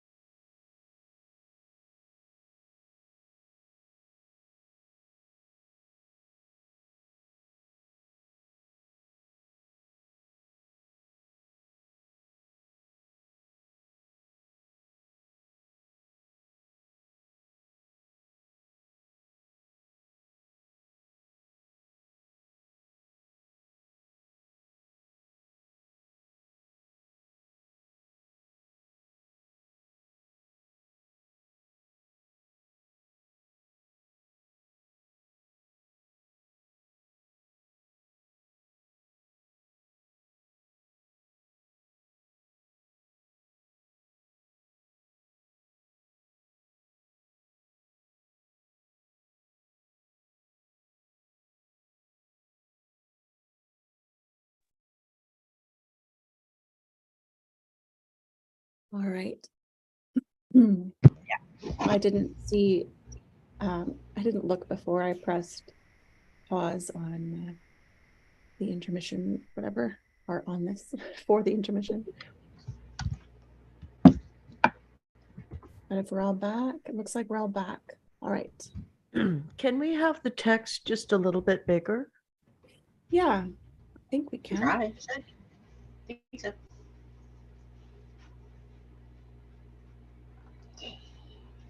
How's that? That's better. Thank you. No, not at all. I couldn't It's hear. like books. It's a tactile thing. Okay, dude, I literally shelled out like a stupid amount of money for an actual shooting script from Guarding Test. It has like notes on it. Shit. I know. It's getting quiet between you two again, Petra and David. If, That's because I had the microphone down. Can you hear me? oh, okay. Yeah, I just didn't hear the question that when David asked the question. Oh no, he said. Go ahead, Nuff. Oh, I was saying that, you know, am I the only one that truly still adores the tactile feel of a proper paper script? It's like doing things electronically to me just seems so sterile. Yeah. But I'm also an old timey book person, so it's like you leave me in a bookstore and my wallet screams and everyone knows that I'm in trouble. Yeah. David, if you look at my living room, I have 7 bookshelves crammed in there, full. There are currently 3 behind me, and that's not including the ones that are still in the spare room to be built, so I can put more books on them. Also, like, great idea for an escape room. It's a bookstore. None of the doors are locked. You have 1 hour to get out. Good luck. It's like, nope, not happening. I'll stay in there all day. That is a challenge I will fail. So this background is a little creepy. Oh yeah, that's the Joyce body. Yeah. Not Okay. Joyce. Ooh. She's cold, man. All right. Oh, I know that one punches a feel. I know. Petra's going to Sorry. take over for the action description for part 2. There we go. My thumb disappeared for a moment. Okay, we get to go. Fantastic. Act 3. Interior morgue examining room afternoon. Again, no sound. Again, we are right above Joyce, framing her head and shoulders as she is settled onto the steel examining table. A bright, cold light turned on above her. Her clothes are being removed. Her blouse or camisole needs to be cut from her. We see hands bring a pair of scissors into frame and begin cutting from the top down. We hear the scissors. Interior, Willow's dorm room afternoon. Angle, Tara.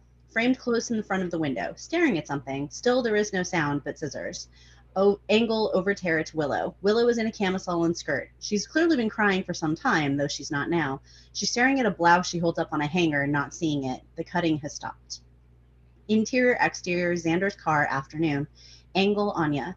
Still no sound. Anya sits in the passenger seat, looking out the window in her own world. Angle, Xander. Driving, also alone, also has been crying, though not as much as Will. His jaw is set in quiet anger. Angle from Willow's window looking down. From a couple stories up, we see Xander's car pull to a stop, double parked. Interior, Willow's dorm room, afternoon. Tara looks over her shoulder down at the car. I think they're here. She looks back at Willow, who is still staring at the blouse. Willow finally sets it down on the bed, where we see many other discarded choices. Goes back to looking in the closet. Interior, exterior, Xander's car, afternoon. The two sit a moment before moving. Do you want to wait here? Beat. Do you want to come up? You're double parked. Let him give me a ticket. He's getting out. A moment later, and Anya does too. Interior, Willow's dorm room, continuing afternoon. Willow emerges from the closet with 2 blouses. One is dark purple, one is bright and perky, maybe with an animal on it. What do you think? I mean, the purple, right? Because it's somber. It should be something somber. No, it's depressing. Oh, it's like I'm a funeral. Oh, guy. Oh, this is cheerier. Maybe I want to be cheery, like everything is normal, but that's rude. Oh, it's disrespectful. I don't care. She tosses them on the bed.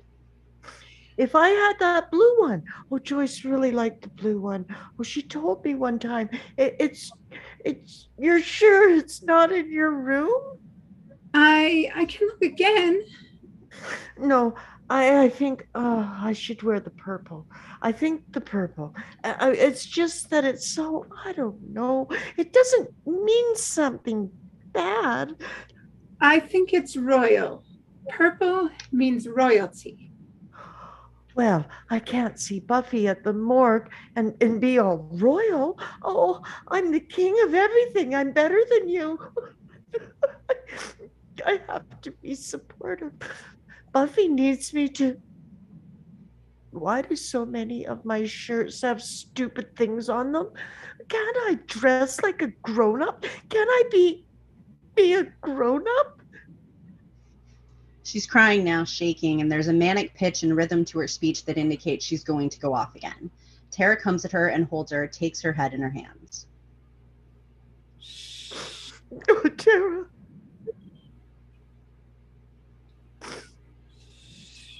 Darling. I can't do this. Tara pulls her close to stop the shaking. She kisses her on the mouth and again on the cheek. Looks close in her eyes. She speaks softly, Willow answering her with almost a little girl's quaver. We can do this. Okay. We can be there for Buffy. And Dawn, oh, little Dawn. We can be strong. Strong like an Amazon? Strong like an Amazon. Right.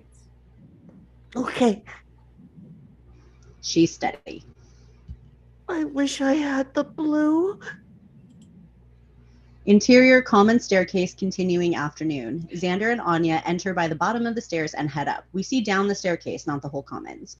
They pass a few oblivious students going about their days. So what do we do? I'm not sure. Willow talked to Giles. Interior hallway outside Willow's dorm room continuing. They come through a doorway at the top of the stairs and head for Willow's. But what will we do? What will we be expected to do?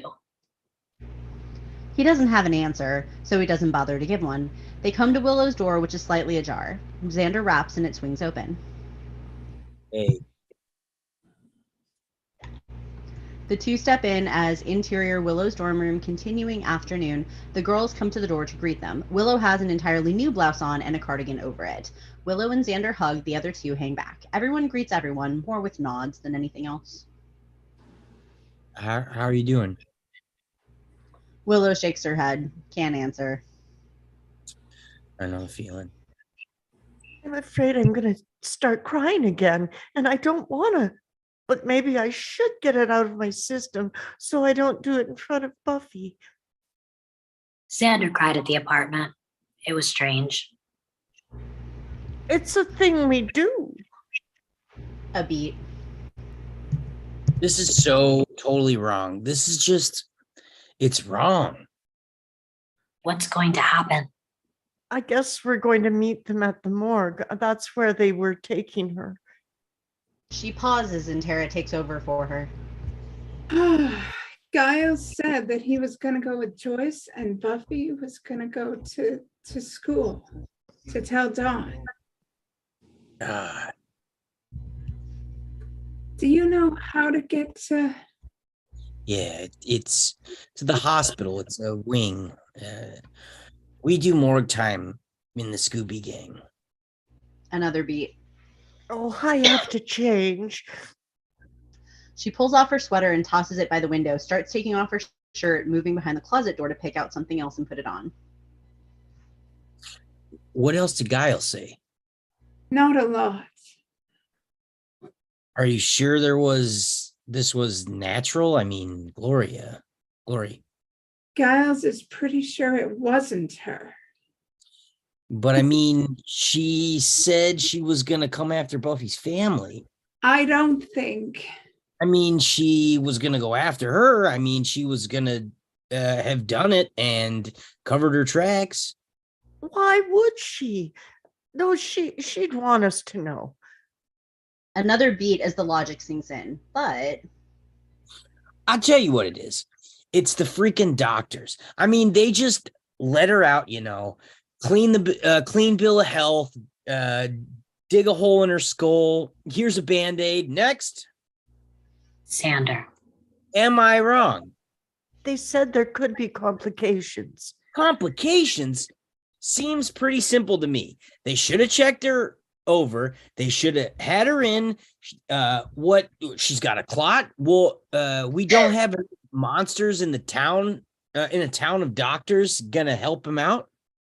I don't think anybody's. It just happened. Things don't happen. I mean, they don't just happen. Somebody's gotta. His hands are clenched. Okay. She raises her little fist, matter-of-factly getting ready to box, her face sweetly resigned. Let's go. I mean, you and me. Come on. He deflates. She drops her fists and he leans in, kissing her forehead. I know I can't take you. Damn straight. A moment between them, and then... Are we going to see the body? What? Are we going to be in the room with the dead body? I don't know. Oh, no. To break the tension, Tara offers.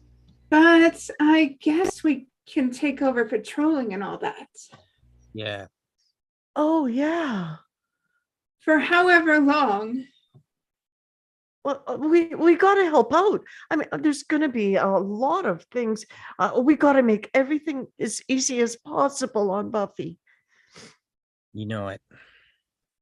Beat. A few looks to the door, but nobody moves towards it. I can't wear this. I really should have the other. Oh, Joyce liked it so. Do you think you could have left it in the laundry room? Maybe. I'll go check. I'll be 1 minute. Tara exits. Xander tries a shot at justifying his reluctance to go. I mean, I don't know if we should rush right in or, not crowd him. Yeah. Are they going to cut the body open? Oh my God. Will you shut your mouth? I'm just not open it, please. What am I doing? How can you act like that? Am I supposed to be changing my clothes a lot? Is that the helpful thing to do? Guys. The way you behave. Well, no one will tell me. Because it's not okay for you to be asking these things. But I don't understand. Something in her tone stops Willow, and as she continues, she breaks down more and more. I don't understand how this all happens, how we go through this.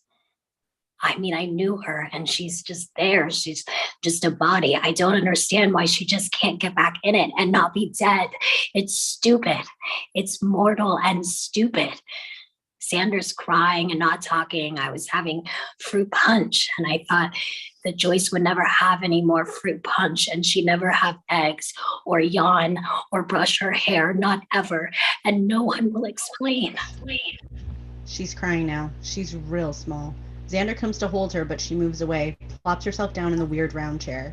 Xander retires to his corner, frustrated. We don't know how it works or why. She is herself overwhelmed. She sits, not looking at either of them. The three stay that way a moment, alone. Anya, now just sniffling, feels something digging into her back.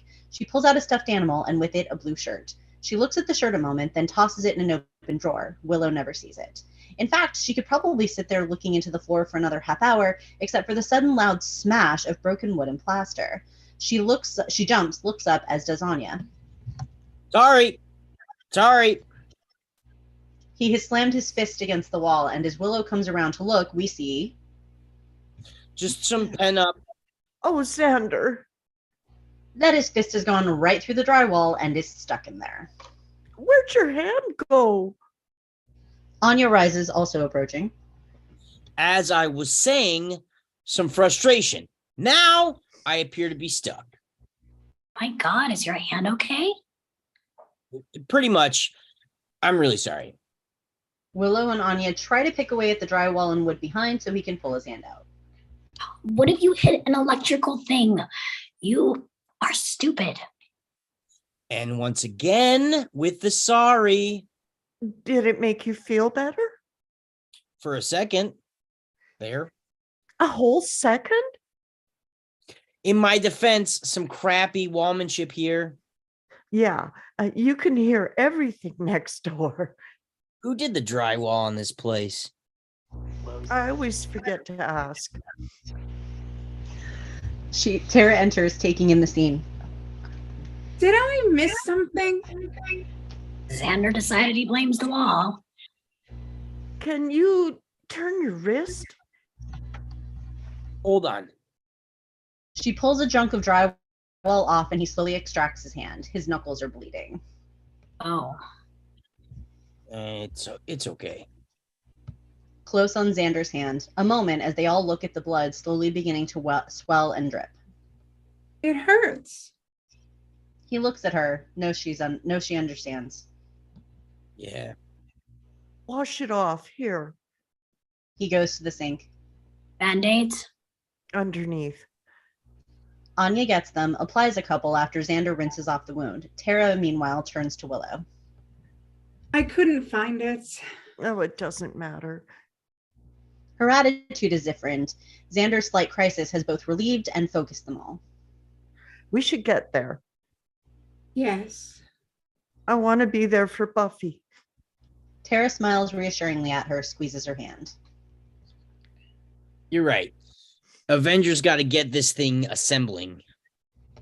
As he speaks, Willow mouths silently at Tara, I love you. We'll go. We'll deal. We'll help. That's what we'll do. We'll help Buffy. A moment of resolution, slightly popped by. How are we going to help? No particular answer. They file out. A moment, and Willow rushes back in. Angle, her sweater, is by the window where she tossed it. She grabs it, and the camera moves off, out the window, looking down at Xander's car. Just as the meter maid rips the ticket off, sticks it behind his wiper, and drives off. Blackout. End of Act 3.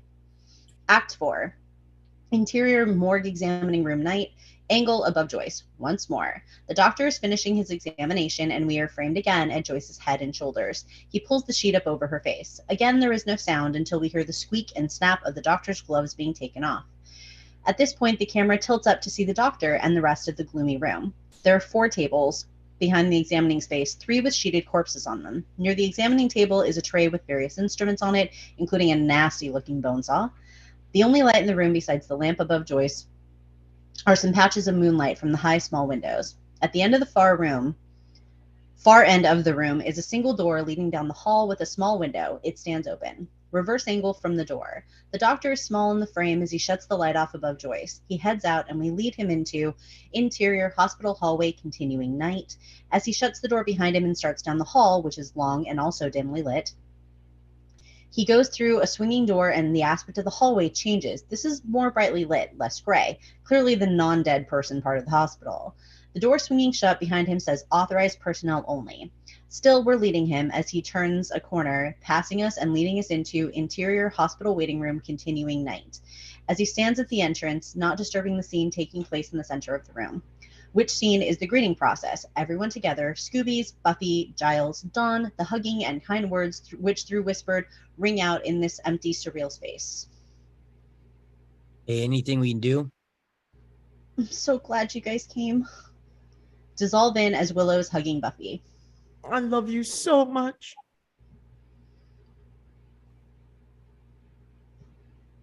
Angel. She's getting absorbed into the magic of the scene. That's why. I know. They pull apart, Willow wanting to say something about Joyce. And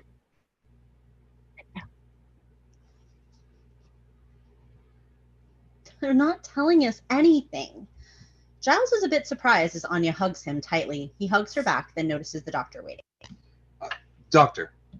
Buffy looks up sharply. She's not sure she wants to hear whatever he has to say, but she moves to him stiffly, Dawn and Giles following. The others look at each other and decide to hang back. Okay, I've examined your mother's body. Can we see her? Dawn, not now. The on-site report seems to be more or less accurate. Your mother did have what looks like an aneurysm, a sudden hemorrhaging from a ruptured arterial vessel near where the tumor was removed. Shouldn't we have known about that? About that was a danger?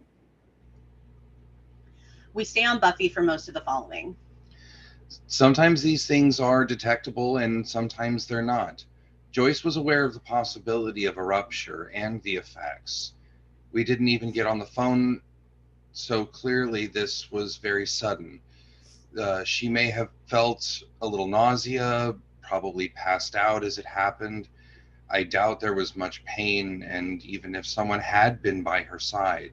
Interior Buffy's living room day. Joyce is there with Buffy. Oh, my head. Mom? Joyce slumps Mom. to the couch, Buffy rushing to her side.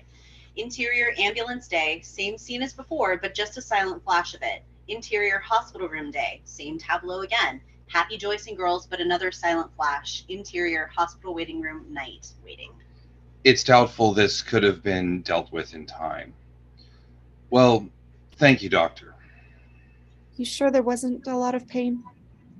Angle, the doctor, looks right into camera, and though he says, Absolutely. I think we can almost positive about we can be almost positive about that. what we hear, as if inefficiently dubbed, is Absolutely. I have to lie to make you feel better. angled Buffy, not reacting to either statement, stone-faced. What needs to happen now? Well, there will be some forms and some decisions you'll need to make. Buffy, why don't you let me handle those as much as I can? Please. We'll need you to sign a couple of release forms. Yes, well, thank you, Doctor. I'll figure out which ones you need to see. Giles, We'll be here. sorry. We'll be Giles and here. the doctor move off. Buffy and Dawn join the others. What the doctor said. Nothing. I mean, it was what they thought from the tumor. She's staring right through them. Why don't we sit down? She puts her hand to Buffy's arm and leads her to a seat. Tara and Willow sit as well, flanking Buffy. The others stand, including Dawn, who throws a look back at angle of the hallway that leads to the morgue proper. She turns back to the others. Xander gives her a squeeze. She's a little stiff, in her own world like Buffy. Giles is gonna go over the paperwork. Man, if there's one day that should not have homework, give you homework. Donnie, do you want to sit? Dawn shakes her head. I don't think we'll have to stay here very long. But what about... She stops. What about what? Nothing. I have to pee. Do you want someone to go with you? No, I still remember how to pee. Well, okay. Do you know where? Yeah. She takes off. I think maybe she's mad at me or something. Because you're the one that told her? How'd she take it? Meltdown. She just wouldn't believe it. I don't know if she does now. She's been through so much this year. You both have. A beat. I wish that Joyce didn't die Everyone is made momentarily uncomfortable. because she was nice. And now we all hurt. Anya, ever the wordsmith. But Buffy isn't offended, sincerely saying to Anya, Thank you. Do you want anything? Something to eat or a soda? Maybe. I honestly can't tell. I think we should try to eat something. Well, maybe Dawn could use a snack. I'll see if there's something. Xander, do you have any money? We'll come with. We'll be real quick. She gets up, heads off, Xander taking Anya by the hand and going as well. This leaves Buffy and Tara. There are a few beats of silence, a tiny bit uncomfortable. Sorry you have to go through all this. You don't have to worry about me. Everyone wants to help. I don't even know if I'm here. I don't know what's going on. I've never done this. That's just an amazingly dumb thing to say. Obviously, I've never done this before. A small beat. I have. Buffy looks at her a little thrown. My mother died when I was 17. I didn't know that. I'm sorry. No, I didn't mean to. I'm only telling you because it's not my place, but there's things, thoughts, and reactions that I had that I couldn't understand or even try to explain to anyone else. Thoughts that made me feel like I was losing it, or like I was just a horrible person. I know it's different for you because it's always different, but if you ever need. Buffy nods gratefully. Tara retreats into herself a bit, thinking perhaps she's gone too far. Was it sudden? What? Your mother. No. And yes. It's always sudden. Angled the women's room. As Dawn emerges, she sees Buffy and Tara talking. Neither is looking in her direction. She looks at them, looks down the hall, then takes off towards the morgue. Interior hospital hallway continuing night. We lead her as she moves slowly down the hall, through the swinging door, and into the darker, grimmer area. She looks past a couple of doors, finally finding the right one. She looks in the little window, sees the bodies, and after a moment's hesitation, opens it. Interior morgue examining room continuing night. She shuts the door behind her, locks it, sees the examining table at the other end, and slowly starts towards it. Passing the other corpses, becoming less steady. Angled Dawn's POV. As the covered figure gets closer, she comes to it, stands before it. Emotion working on her face. She reaches for the sheet and stops. Puts her shaking hand back at her side, unsure of whether she can go through with this. One of the corpses behind her sits up. Close on the corpse. As the sheet slides off his face, he is a newly risen vampire, and he takes a moment to take in his condition and his surroundings. Then he sees the girl. Hunger flickers in his eyes. Angle over the table to Dawn. She stands with her back to us, still undecided, as the vampire's naked leg comes into frame, the sheet falling away as he makes his way, still unsteadily, towards the trembling little meal. As he closes, Dawn finally realizes she is not alone. She turns to see him, paralyzing shock spreading over her face. Interior hospital waiting room continuing night. The threesome arrives back where Buffy and Tara are sitting. Willow and Anya are loaded with sodas, vending machine sandwiches, Twinkies, and candy bars. Xander has 2 cups of vending machine coffee. Buffy looks at the cornucopia nonplussed. We panicked. Oh, take anything you want. The sandwiches are meat. Just not hungry. What about Johnny? She's still in the bathroom. Buffy looks towards it. I guess.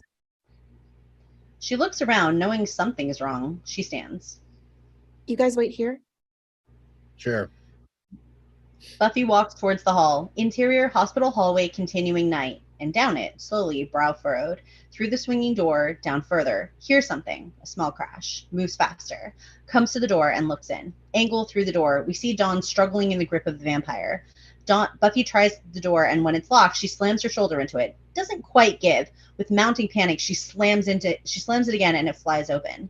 Interior morgue examining room continuing night. The lock splintering out as Buffy races forward. The vampire has Dawn from behind and is nearly at her neck. Suddenly, Buffy's arm wraps around his neck. She tries pulling him off Dawn, but he's very strong.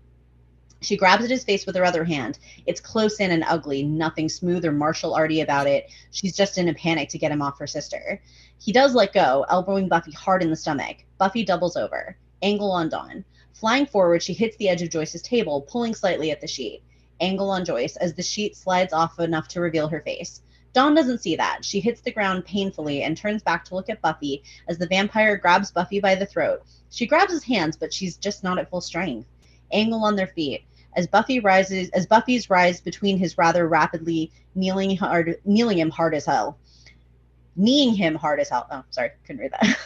He screams and throws her, but she holds on. They both go flying, tumbling into the tray of instruments that clatter on the ground beside them. He lands on top. Buffy gets him up enough to land a solid punch, knocking him to one side, rolling them over. She holds him down as she grabs the bone saw. Now his fingers are on her face, trying to push her off as she brings the saw to his neck. And we stay with her as she shoves down once. The saw goes in, out of frame. Just a little, and the hands clawing at her, then down again, all the way to the floor. She rolls off his body as it turns to dust. There it lies there a moment, panting. Dawn, are you okay? Are you okay?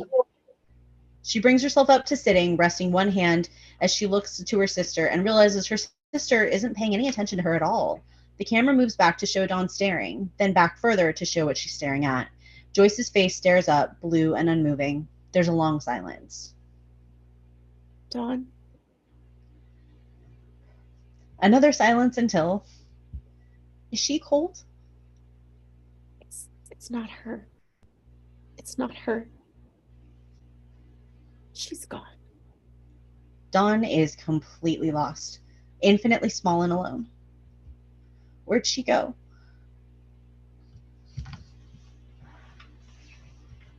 Buffy cannot answer. Dawn reaches out slowly to touch her mother's face. Buffy watches, wanting to stop her. Angle on Joyce as Dawn's hand hovers near it, about to touch it. Blackout, end of show. Oh. That was so good, you guys! That was good. Yeah. Whew. I wonder if anybody noticed my comments as I was doing this scene about talking about dead parents. Did you?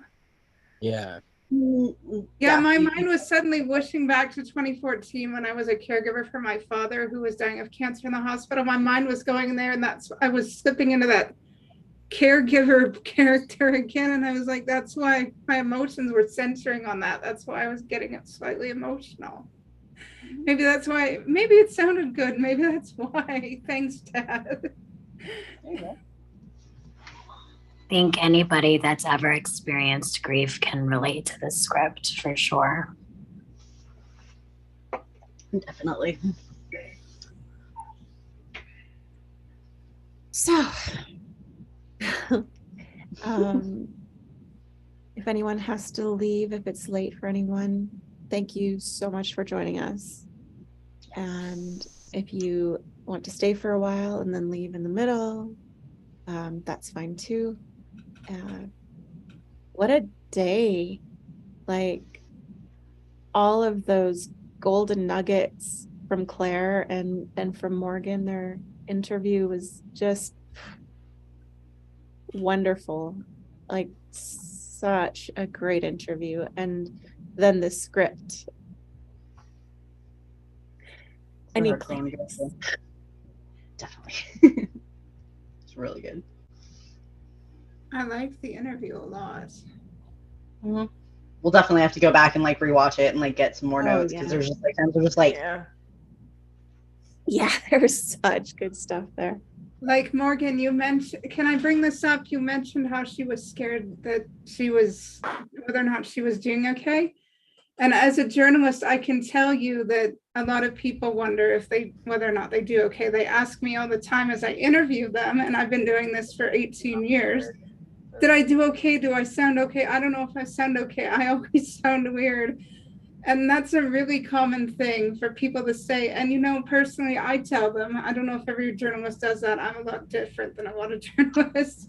I tell them that, you know, you're doing great. And I'm grateful for the fact that you take the time to talk to me. And you're just wonderful as you tell your story. And every bit of information you tell me is wonderful. So, yeah, and it just makes them feel really good. And I get told a lot of the time, oh, you're not like other journalists. You're different. And I like you because you're different. And yeah.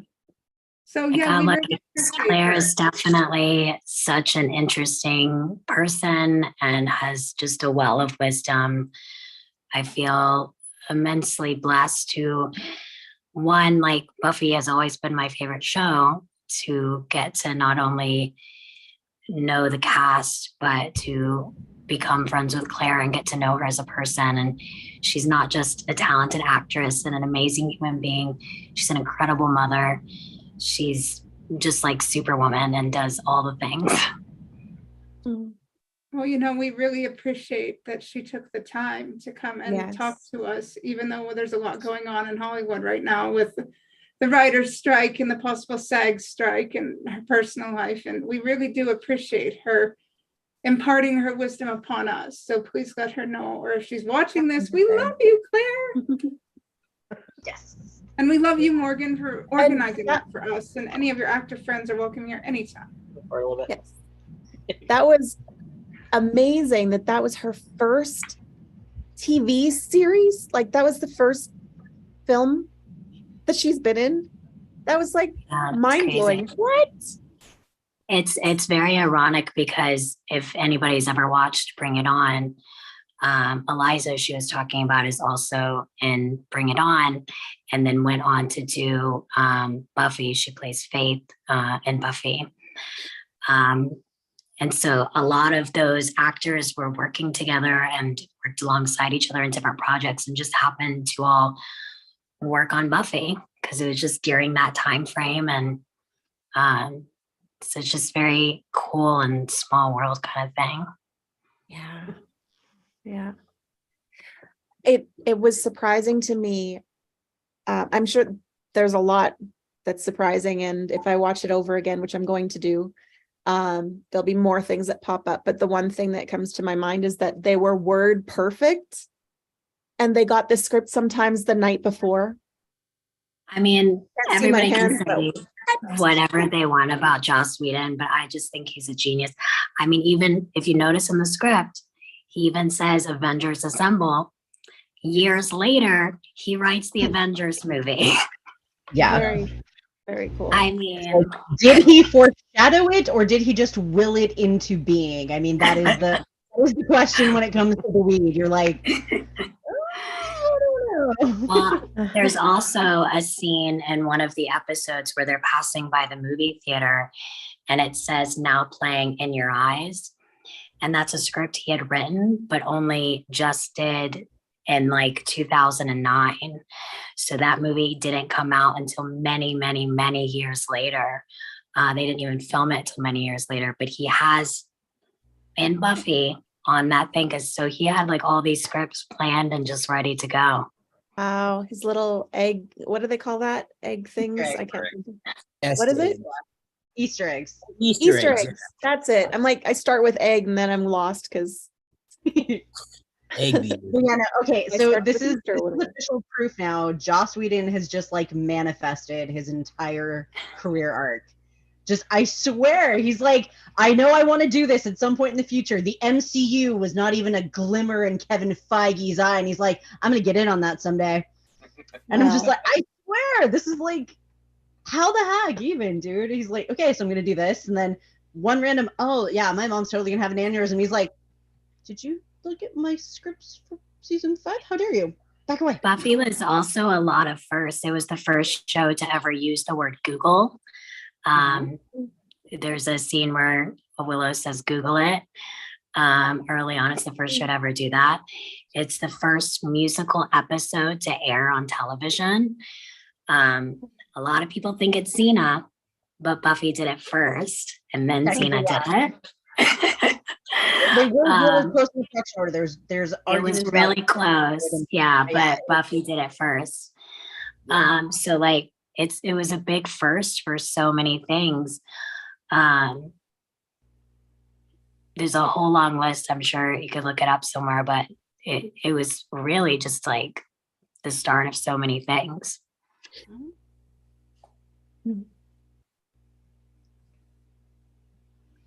Yeah, I didn't think I would start watching Buffy, but here I am. Well, that's the thing that I was saying to Claire is like, so many people think like, oh, it's a vampire show. And I'm like, you have to watch it. Like, yes, the first season's hard to get through because that's like, if people don't know, it's supposed to be a summer replacement show. And so it was only supposed to be one season. And it got picked up and became a series. And that's why it starts to get better throughout the series. Because one, better budget. Two, they could have a plan. And so you just have to watch it. The character arcs in the show are just unbelievable. I mean, spoilers for those who don't see it, like Willow, who goes from being the sweetest, most innocent character, ends up being the big bad of season 6 when Tara dies.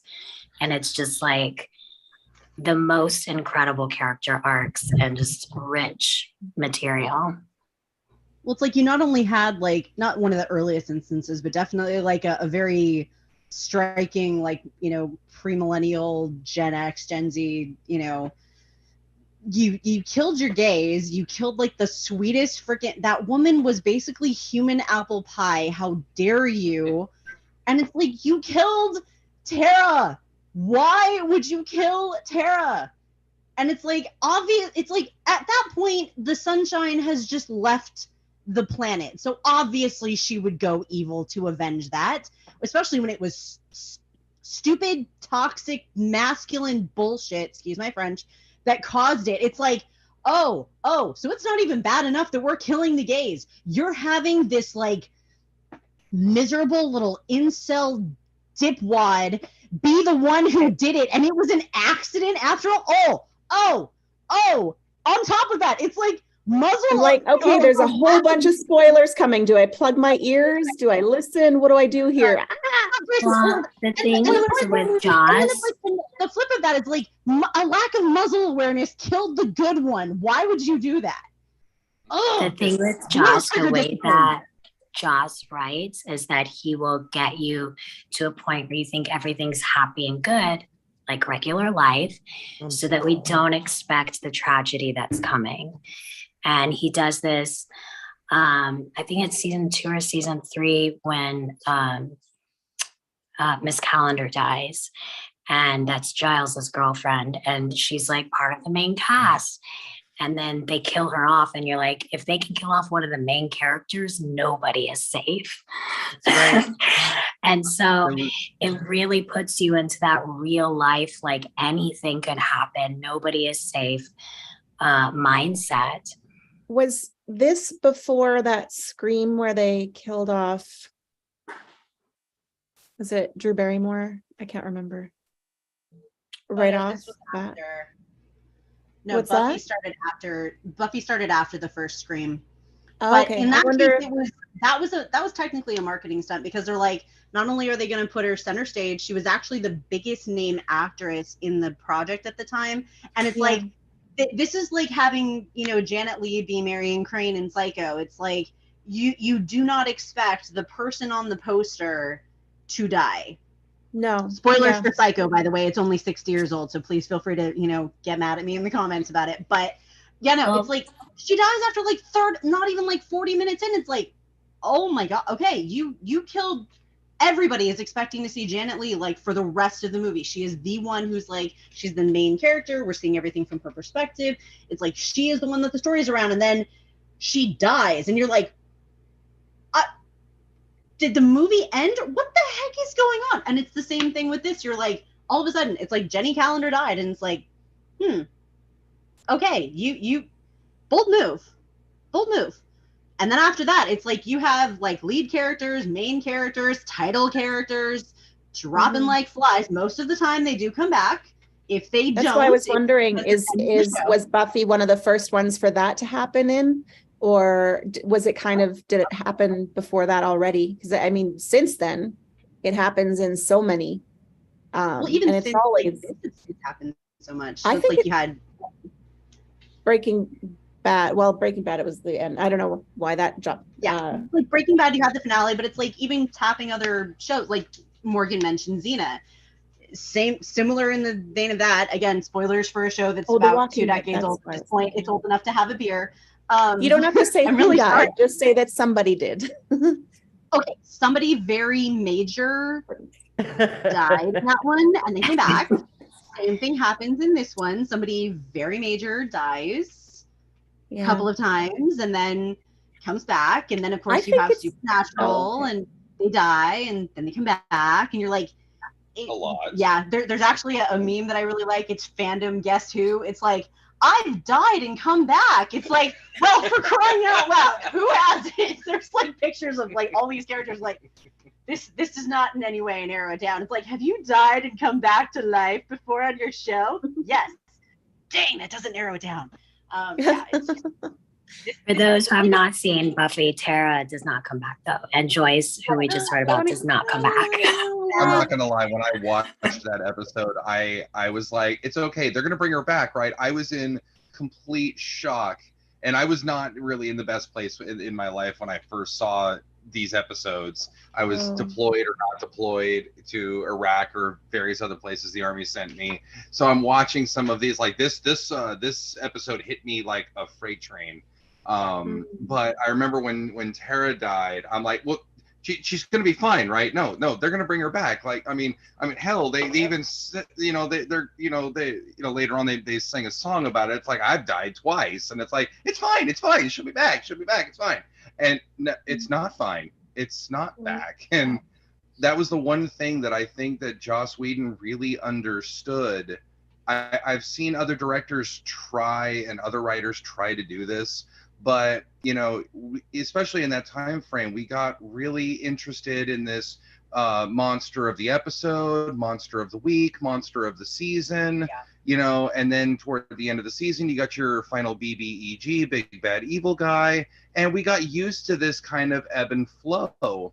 What Joss Whedon would do was lull you into a sense of security and then cut the legs out from underneath you. Morgan, I see you over there nodding your head, and it's completely true. And he hits you with something that is completely counter and against the grain, but comes at it from a sense of humanity. And it's like, okay, well, here's, Glory, who is doing all these terrible, terrible things in the world that we're accustomed to. Okay, it's another big, bad, evil person of the season.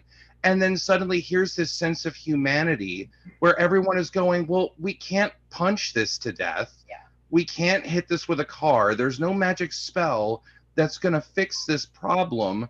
So how do we cope with this? This is that level of humanity that he really interjects into a lot of his work, which is why I mean, people say what, like you said before, Morgan, people can say what they want about him, but the man really understands how to grab his audience, make them pay attention, and take them on a ride that he controls.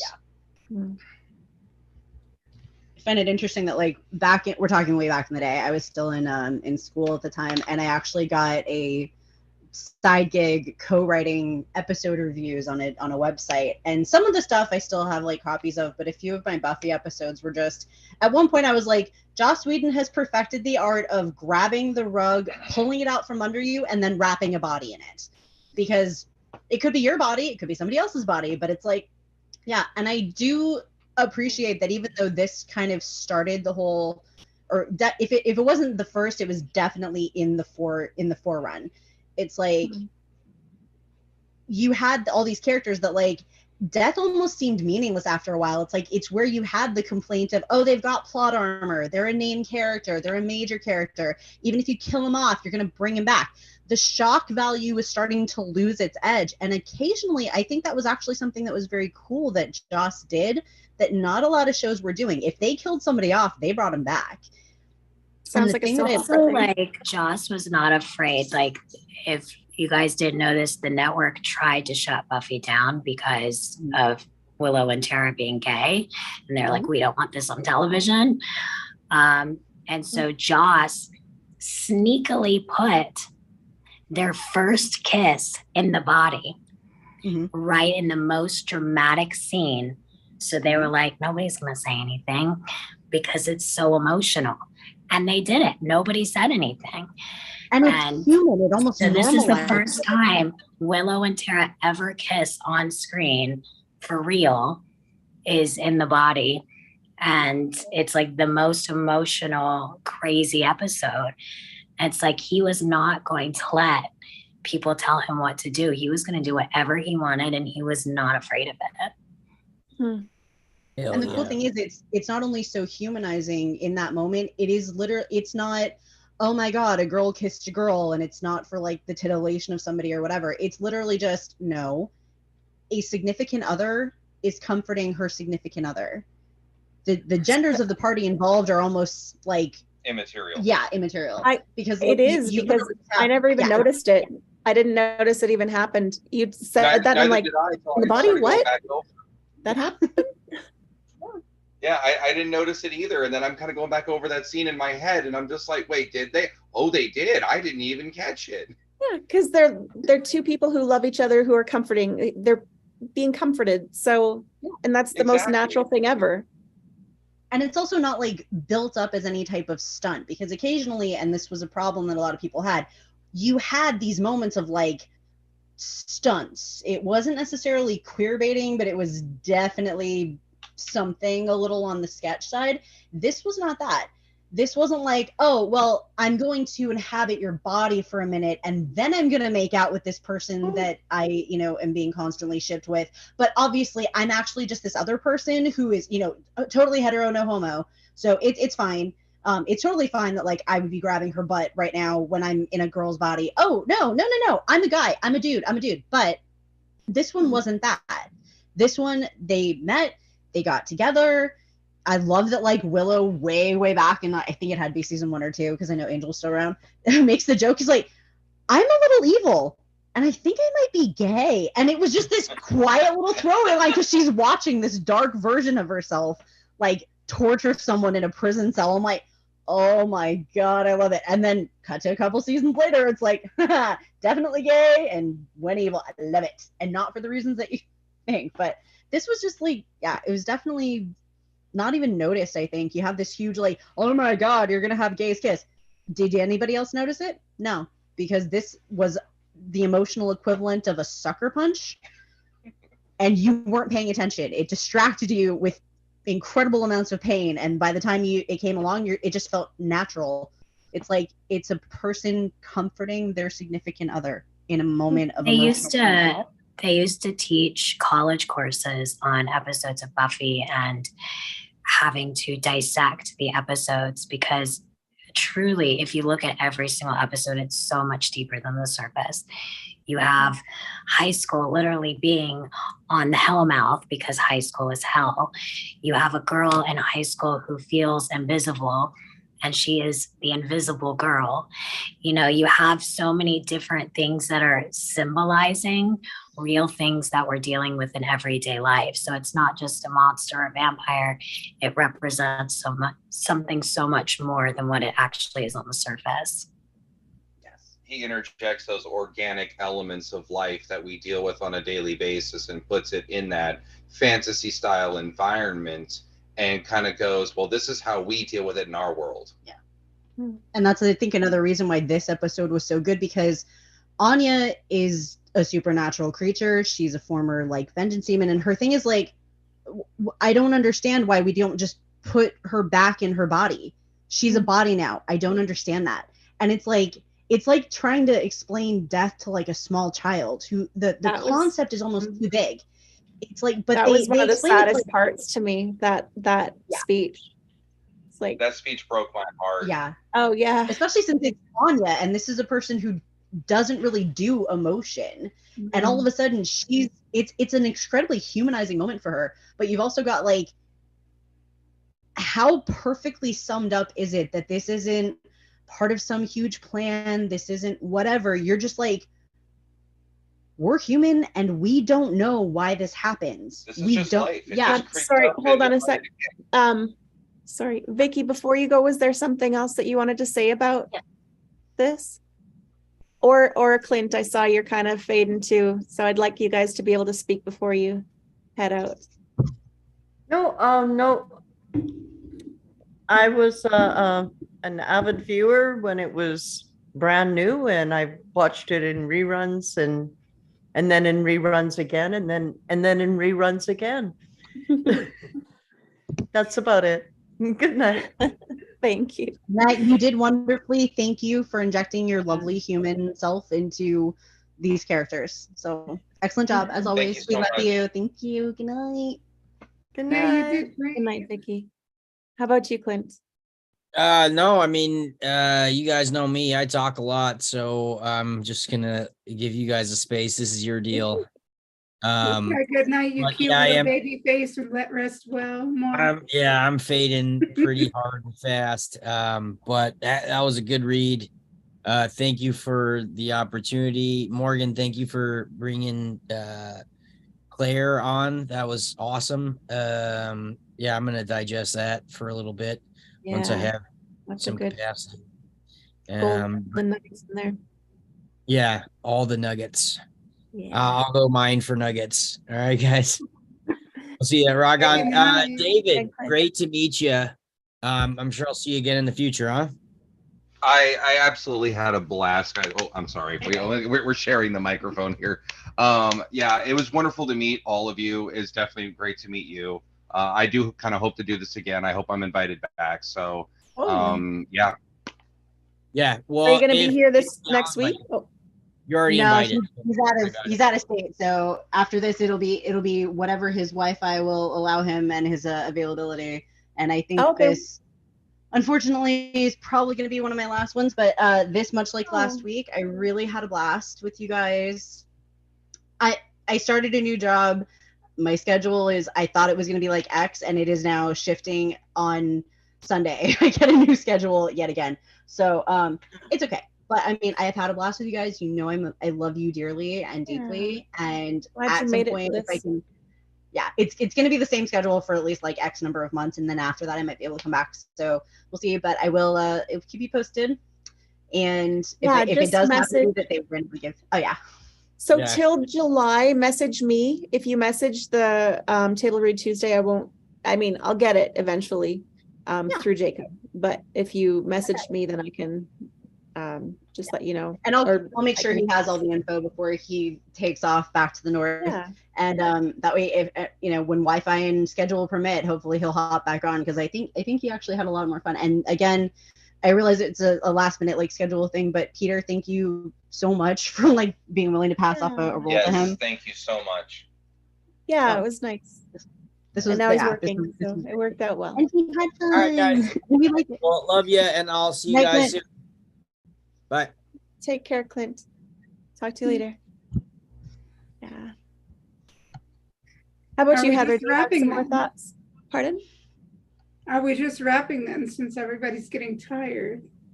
Well, possibly, yeah. Did anyone did you have some thoughts on the interview or the read through that you wanted to say, Heather? Well, I'm grateful that my question was asked. I'm grateful that we were able to have such a nice read. It was very well balanced and the script was well done. I'm grateful that everybody showed appropriate amounts of emotion for all the things that were read. And yeah. Yeah, it's a good one for sure. How do you guys And I'm feel? just glad I was able to pull out. I had one more thought. Sorry. Yeah, go for it. It just No, sort no, of scattered off like a cog, and then I caught it. And then, as I said, as I was reading the part about, and that sometimes happens to actors, I guess, as they're reading a part, they get pulled into a memory that triggers a certain emotion, and then they're able to bring that emotion to the character, right? So, Mhm. And then the people who watch can feel that emotion too, which is I'm grateful that happened. great. Yeah. Just about this script is there's so many different forms of grief, from the silence and numbness that Babe, I think you froze. Did it Morgan, you're freezing up, or if you could how am I now? There we go. Am I now you're good? good. Now you're good. There you are. There you are. We I was now I can saying see- that already frozen. You're good. Your voice came back first and then you came back. I was saying that this is why I love this script, because it goes from the different emotions of grief, from the numbness that Buffy feels in the beginning and the silence that she goes through, to Dawn's complete breakdown, to Willow not being able to decide what she wants to wear, to Anya just being confused and not knowing what's going on, to Xander being angry. So it really shows everything. And it captures it really, really well. And I think, like I said earlier, anybody that's ever experienced grief can understand the script in some way and even relate to one of the characters and know what they're feeling and going through. Yeah. And I'm Or not all. sure if it was like intentionally representational. I did kind of notice that they all either seem to be either aspects of the grieving process or like maybe representational of one of the stages. Because like you had denial, you had, you know, depression or sadness, you had the bargaining even. And they all kind of had like their own thing, but it's also like stages of the grieving process, and wherever you are in it, however you react to something like that is, as long as you make sure that you continue through the process, you have to actually progress. You can't stagnate and wallow, and I know that's really hard sometimes, but I think wherever you are, wherever you start your grieving process, wherever you land, however long you stay in each stage, is kind of up to you. And I think it's also like there's really no wrong way. It's like how you reacted to this is how you reacted. And I think that's something that's so cool about this one, because every one of the characters has a slightly different reaction. Like Giles is all about once he gets over the whole, okay, there's literally nothing I can do here, he moves on to like, let me take care of this. There are people that like their go-to mode, their default, how they cope with trauma or a grief moment or something like that, is to go, okay, I can take control of this part of the situation because everything else is wildly out of my reach, and I can fill out the paperwork. Some people sit and cry in a crisis, other people fill out the forms, and it's like, I thought it's like even just something. I love the way they do denial as well. Like the fact that you see Buffy's mom there and she's dead, and then all of a sudden she's woken up and Buffy's imagining in her head that everything is fine, and then it goes back to reality. Like those shots I thought so very powerful, because at first you're like, okay, she's all right, and they're like, oh, she's not okay. And we do that in our mind. Or when the doctor is speaking and she imagines him saying, I'm just lying to you. Because I feel like we do that in our heads. We imagine and we put ourselves into a fantasy world sometimes. And that's so relatable. And I thought they captured it really coolly. They did, I actually, sorry, one moment. I remember with my dad when he died, and I was on the airplane to go see him because he died in Mexico. On the way, I thought maybe he faked it, and this is how he's getting us to go see him. And I'm going to get there and he's going to be like, so good to see you. But nope. So, and then oh, sorry, go ahead. I don't think I imagined a scenario or did any bargaining. It was pretty straightforward. I just pretty much, I'm bad. I prayed that it would be quick and painless, just so the family could stop suffering, just so he could stop suffering. And I would barely get any sleep. I'd sleep with the phone by the bed because we never knew what was going to happen from 1 minute to the next. And it was very chaotic. And I'm sure you really related to Tara's line as well, where she says, or Buffy asks her if it was sudden.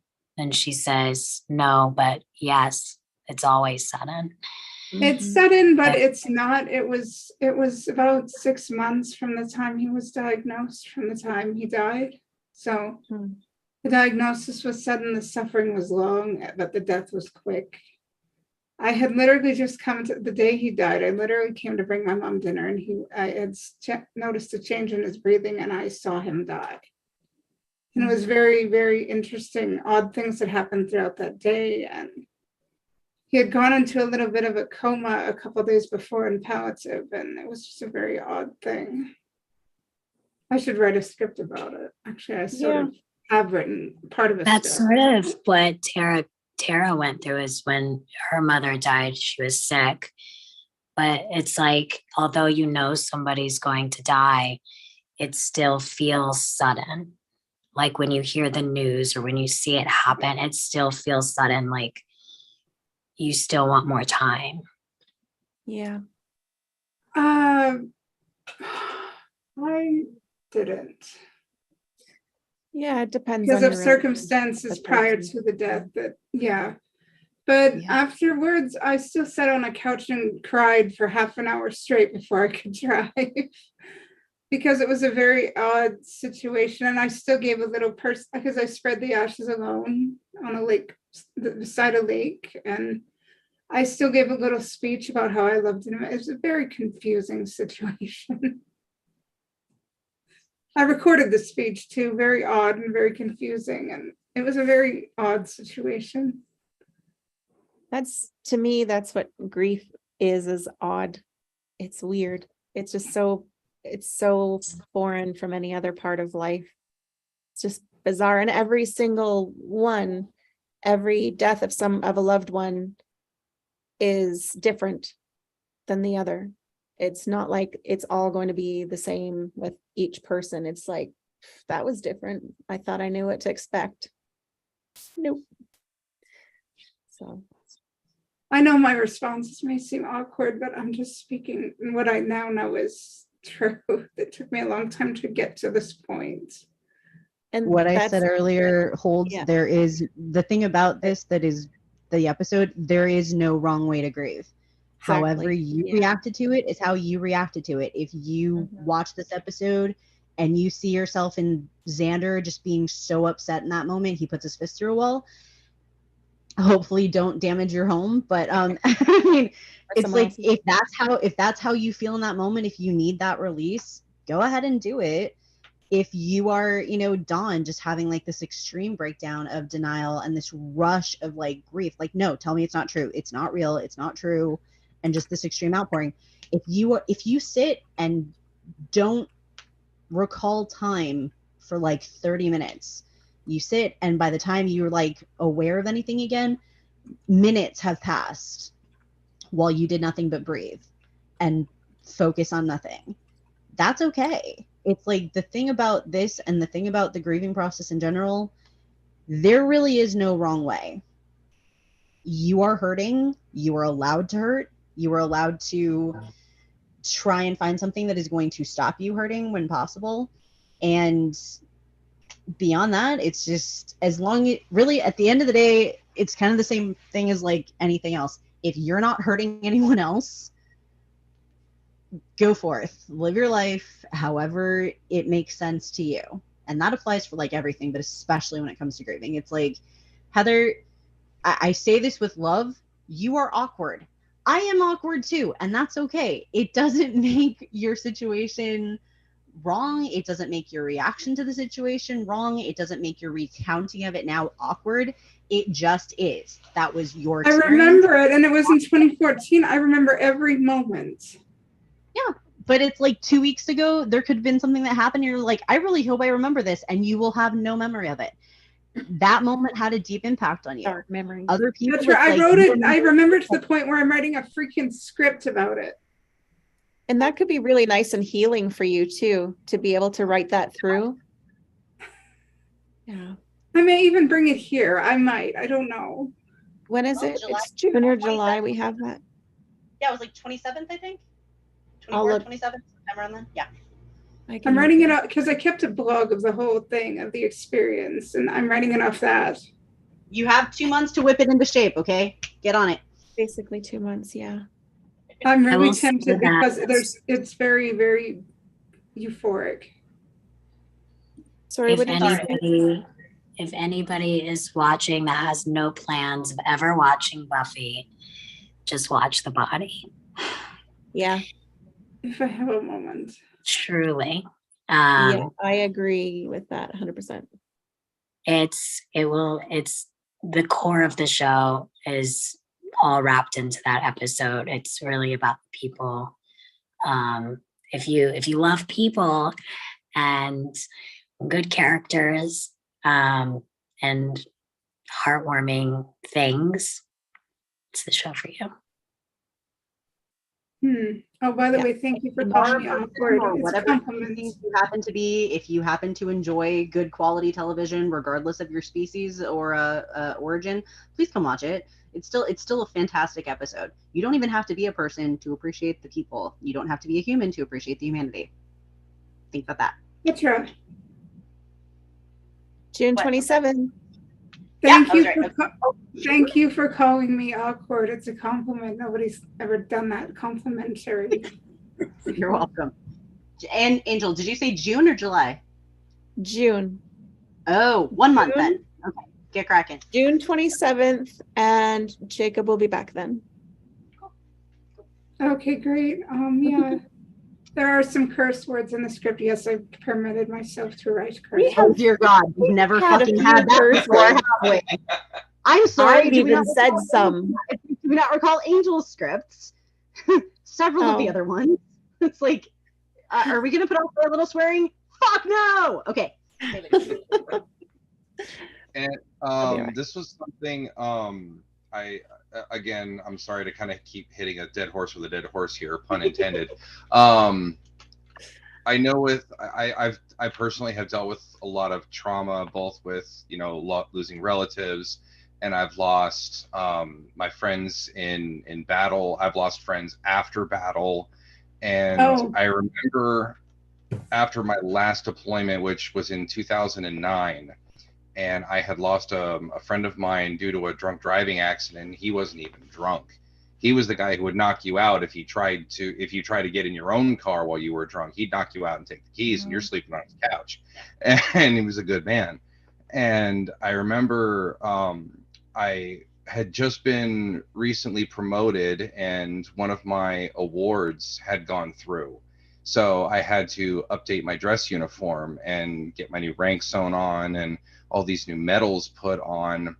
And I remember going back to this episode and literally having the existential crisis that Willow was going through with the clothing, with my uniform. Like, well, I did this amazing thing in combat and I got a medal for it, but now I need to go to his funeral, and I know his wife. I mean, I was there and when his kids were born. Like, now I'm coming in with new rank and a new medal, and I look spiffy and I look fantastic, and I need to go mourn the death of a brother in front of his kids and his wife. And I'm like, how do you handle this? Like, how do you continue with the mundane of your life and then have to turn around and go, you have to go say goodbye to somebody who literally picked you up out of a hole and said, we need to get out of here or we are not going to make it. And all I could do was look to him and say, okay, we got to go, and I've got your back. And now he's not there. He doesn't have our back anymore. And now I got to go get dressed up and look all spiffy to go say goodbye to him. It was just, again, for me, it was just that I resonated with that existential crisis, and then I couldn't rationalize that existential crisis, and then I put my fist through the barracks wall. I had to, as soldiers, we always try to, aggression is a thing. We meet opposition with aggression, and this is an opposition we can't get aggressive about, but that's the default, and you have to hit something sometimes. And I just kind of want to leave with this, is if there's somebody that's watching this that kind of is a person who has to lead a charge constantly in their life, whatever it is, that doesn't matter. And you're the person who's constantly stepping up going, okay, these other people need to come apart and deal with whatever it is that they need to deal with. This is how they grieve, and I have to step forward. I understand. Believe me, I do.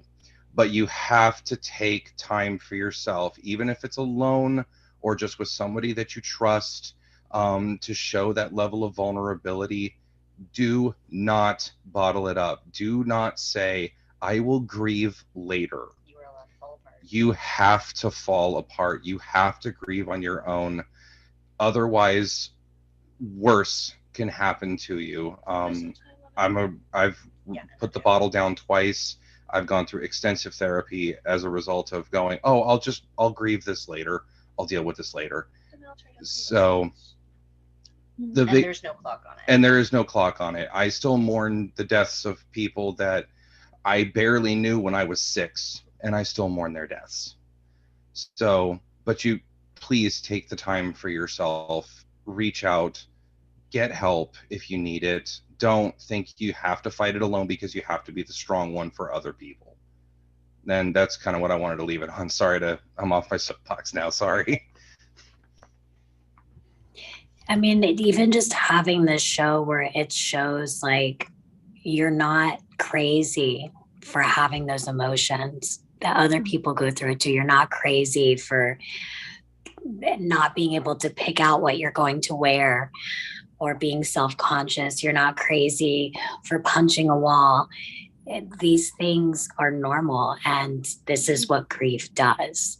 Just to have that confirmation and the safety of knowing that we're not alone in these feelings and that other people go through it too, and then it's going to be okay. And that's, again, just going back to like the really solid writing in this, and of course the incredibly talented cast who came and just knocked it out of several parks. And you're just like, again, it's like earlier we were talking about, if you recognize yourself in anyone's reaction, if you recognize yourself in several reactions, which is a thing that can absolutely happen, you can go on a dime from one to the other. And I think again, just going back to that one over note, it's just like, as long as you are not hurting anyone else, and as long as you are taking the time to try and get rid of some of that hurt, again, let it out. Do not bottle it up. Do not shove it down. You are allowed to take time to grieve. You are allowed to feel what you feel. And you absolutely should take it when you can, because that's the cool thing about being human. We are allowed to feel things as we feel them, and don't let anybody ever tell you differently. And this is a really beautiful encapsulation of that. This show, this episode in particular, it's like, I mean, it's been said a couple of times now, it's like, this was not a Monster of the Week episode. This was not a Monster of the Week show. This was a show about humans. This was a show about people. And it's like, whatever you are dealing with, you probably can find an episode that kind of feels how it feels for you. The scene in I think it's the second Guardians of the Galaxy movie, you may never have had a fight where you ripped an intergalactic like 3-barrel weapon off of a dying ship and shot it at a family member, but you've had fights that feel like you're doing that to each other. And yeah, it's just I mean, yeah, that's the cool thing about scripts like this, where you can see something. It can be a scene, it can be a character, it can be a moment. You look and you're like, I see myself in that. I see something that I recognize, that I needed to have somebody hold up the mirror and go, I see you. And I think that's a really cool, that's I think when you know you're doing it right, is somebody can go, for a second, I saw myself in there. And so this show does a really good job at that. This episode and the crayon episode where Willow or Xander's talking to Willow about the yellow crayon. It just breaks you every time. Oh, we just stopped crying about this one.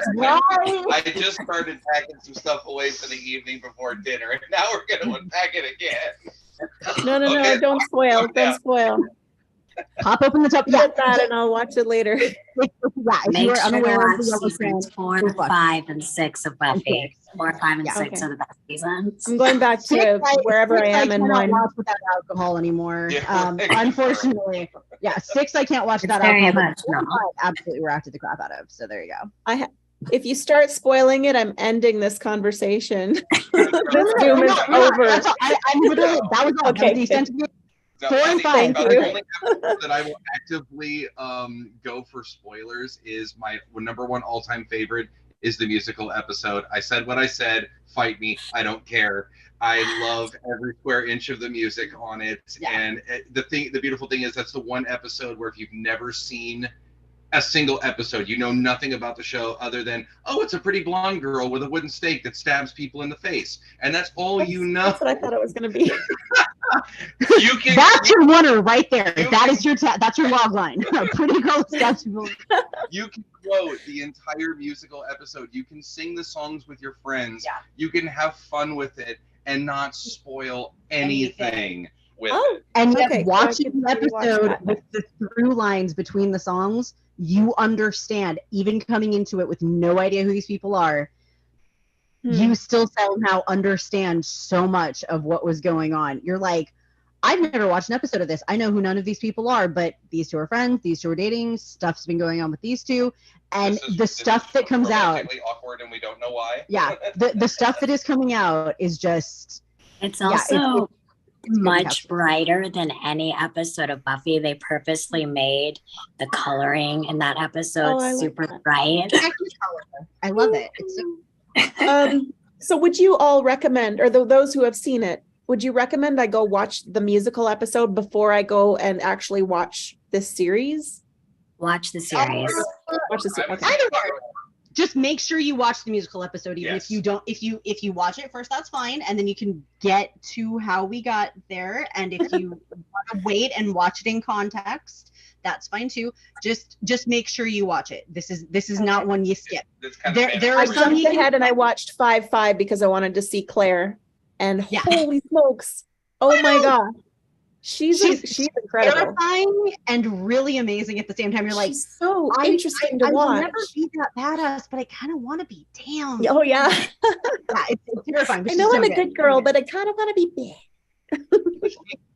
For me, when I first saw the character come out, I was literally sitting there just going, I have never felt threatened and aroused at the same time in such a way before. Yep. And it really hasn't hit that mark again. And it's just like, how can I feel like I'm fearing for my life, but I'm oddly wanting to buy you a drink right now? This is awkward for me.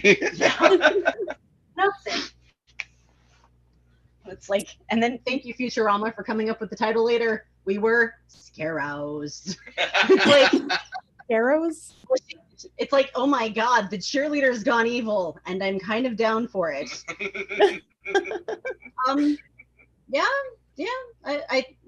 trying to.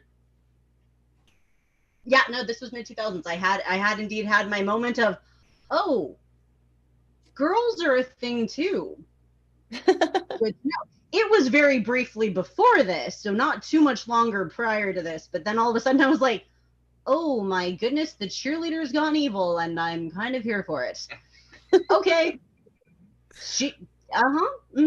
And just like, I'm sorry, did you just torture a middle schooler? Damn it, you're so This pretty was though. one of your turning points. This was one of the revelations for you. Yeah, Doesn't it matter. definitely added a few more in the balancing scale of sexual awakening. It definitely did add a few more grains to the other side. It's like, oh, okay, this is a thing now. Got it.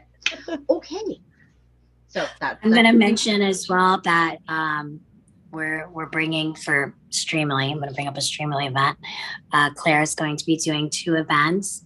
She's going to be doing one with Amber Benson, who plays Tara in the show, in June for Pride Month. And then she's also doing another one for Pride Month with her and Nikki from Bring It On, who played Whitney. Yeah. Cool. Oh, we look forward to this. Yeah. Nice. Because if anybody was being shipped between those two, whoo. Yeah. We I should also do a love that she little did not do go ahead, sorry. do a little trailer, a little interviewee or not interview thing, but like I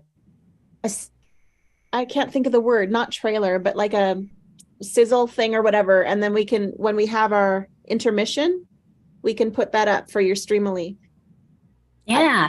We I'm pretty actually, sure it would be good we with just made one for Pride Month because we have a few different actors coming in for that. So we made like a sizzle reel of like different, like we'll show like a scene of them in their show.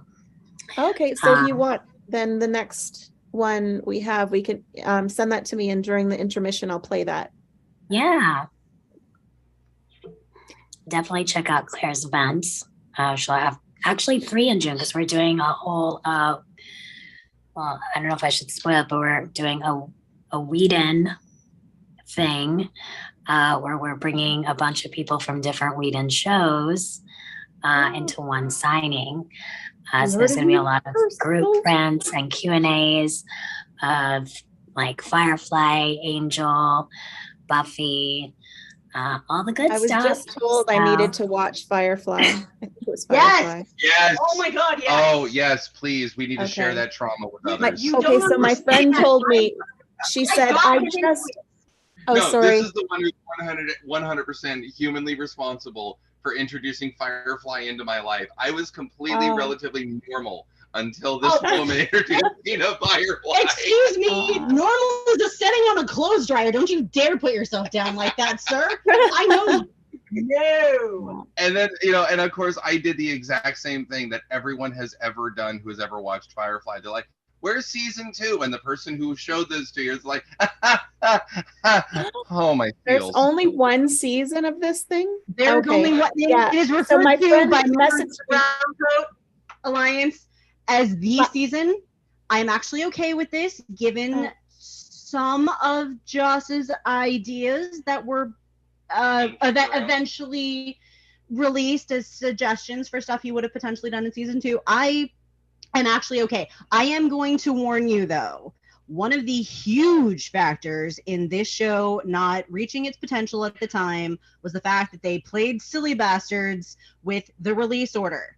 You had you started in a very specific place. You started here and they went to episode. I'm still mad about it. I'm sorry. However, Yeah, okay, getting on a more happy note. He's saying that the universe. TV channel mixed up the episodes, and so they Oh. streamed them out of order. Oh. I messed don't up. blame human error. Somebody was trying to sabotage it. Oh no. So one of my good friends messages me yesterday and she's like, all I saw was I've been bawling for hours. I'm like, oh no, what's wrong? And I click on it. Just finished watching Firefly. You have to watch it. I'm like, okay, well, I'm glad you're all right. I also I'm glad loved it to this day because I, of course, immediately had to inflict one. He had a little bit of time to grieve, and then to A little bit. to complete the arc, I did / emotional torture. I did actually then show him Serenity, which is the movie that was made, and to this day, I can torture him with one simple phrase: fruity OT bars. It's a thing if you see the movie. Oh, But yes, here's I want Angel, to ask. please do watch that. Damn it, now it's stuck in my head. I want to ask this for all you guys. Yes. Buffy the Vampire was a movie. Was that before all of it? Yes. So Yes. Christy Joss Swanson. himself does not like the movie. Oh, The production company completely changed his vision and made it into the movie that it is. It's not at all what Joss wanted. So if you watch the movie, just keep that in mind. It's nothing like the show. It's That's not even It's not, close. it's not canon. okay, The that's show good to know. starts in the pilot, wonky though it is, and we picked a far superior episode. The show almost didn't get made after the pilot air because it did not land. It was So a good that, setup. and that movie was before the series. Yes. Yeah, yes, so yes. the, Okay, it and was then the he was movie. like, I need to redeem. It was Sorry. the movie, and then it was supposed to be a summer replacement show. So it was only Okay. supposed to be one season, Mm. and then it got picked up to be a series after that season was over. So the first season is very low budget. Yeah. Definitely watch it because there's things that are brought up later on that are in season 1 that you're not going to understand unless you've watched season 1. Okay. That's kind of everything with Buffy. It is very important to watch every episode if you decide to watch the series because everything is on purpose. You have to pay attention to everything. There's so many Easter eggs. There's so many Dirt things. gently. They are planting they could qualify for a farm loan with the number of seeds that are planted in that first season. However, yeah, to throw back for just a second, technically, yeah, Joss was the writer, he was the creator. of Buffy the Vampire Slayer, and the movie got, oh god, it had studio interference written all over it. I'm amazed it didn't have a nervous breakdown, because you can actually, they're really hard to find, but the original script that he had for the movie, if you find a copy of it, watch the movie first and then read it and weep for the lost potential. But without that, we would not have had the show. And but just remember, it's not canon. It's not in the first pilot, they had a different actress playing Willow. And they made a last minute decision to recast Willow after they had done that pilot. Thank God. Because we got the amazing Allison Hannigan. And the show would not have been the same. I can't see another actress taking that role. Once Allison Hannigan saw it and she landed, I mean, for me, she landed that role from the moment they put her on the screen. And I'm like, you can't convince me. You could try to recast this, but good luck. Yeah. Because I'm standing outside the producer studio screaming, we want Allison Hannigan back. Bring her back. Also, the actress Emma Caulfield, who plays Anya, was a background actor on Buffy and was not originally going to be Anya. But because she was a background actor on so many episodes, she ended up booking the role of Anya, and they ended up making her character more prominent. That's so cool. And then it's technically like low-key canon that the reason that you saw her in all those previous episodes actually ties in with what she eventually was on the show. And I'm like, okay, nice way to justify it. It's clever. I see what you did there. Petra, I have to ask something. Could you define canon for me, please? Oh, sorry. So, canon in the context of media, be it literature, film, television series, whatever, is what is considered the part of the accepted official timeline or storyline of the whatever it is. So in Star Wars, it's a huge thing anyway, but there were several things that were later not canon. So they were removed from the canonical, like this actually happened in the timeline of Star Wars. Buffy the Vampire Slayer, despite the fact that Joss did write the script for the movie is not considered canon because it is so divergent from his original vision. They changed it so much. It's not the same story he wanted to tell. So the show is technically its own canonical thing. All spin-offs and subsequent things like the comic series and like the minor web stuff, all of that is considered canon. So and so you occasionally you'll have people argue if it's a really long going thing about like what counts as canon, what doesn't. Doctor Who has been going on. They are coming up on the 6th anniversary. I'm going to cry. Show's been on forever. And there are still arguments to this day about what technically is canon, what's not, what they go back and fix. So just as far as like, it's basically, if you saw, in this case, it was Emma walking around in the background of like an episode in like season 3, and then you see her again in like episode 2 or something, and you're like, but then she shows up and all of a sudden she's this character who you didn't really notice. And if you notice her in the background, some people focus on the background extras. All of a sudden you're like, wait a minute, I saw her in this episode and I saw her in this episode. And so they did that a lot with Buffy. Yeah, they did it a lot. And then sometimes it was like they weren't playing different characters, and sometimes they were.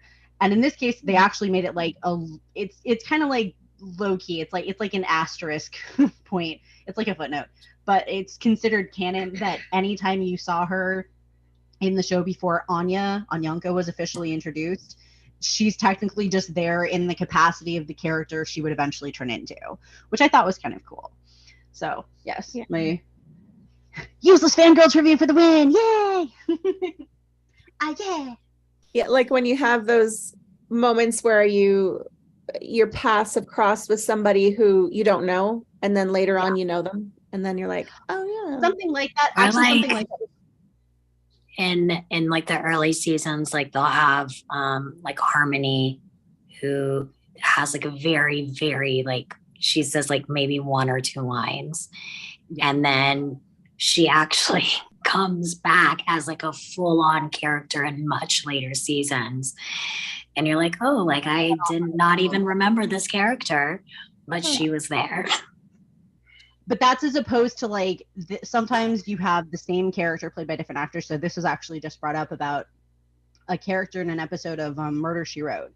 And when Jessica, R.I.P. Angela Lansbury, we miss you so much, comments to the character in this episode that like, oh, I remember running into you, detective, whatever. And it's like, I can kind of appreciate that, but that's a really neat trick considering he was played by a different actor when he was here before. So in that case, it's like, the character is technically canonical, but if the actor had been on something else or they're in a different capacity, you technically have to consider the character as canon, but the actor is not necessarily.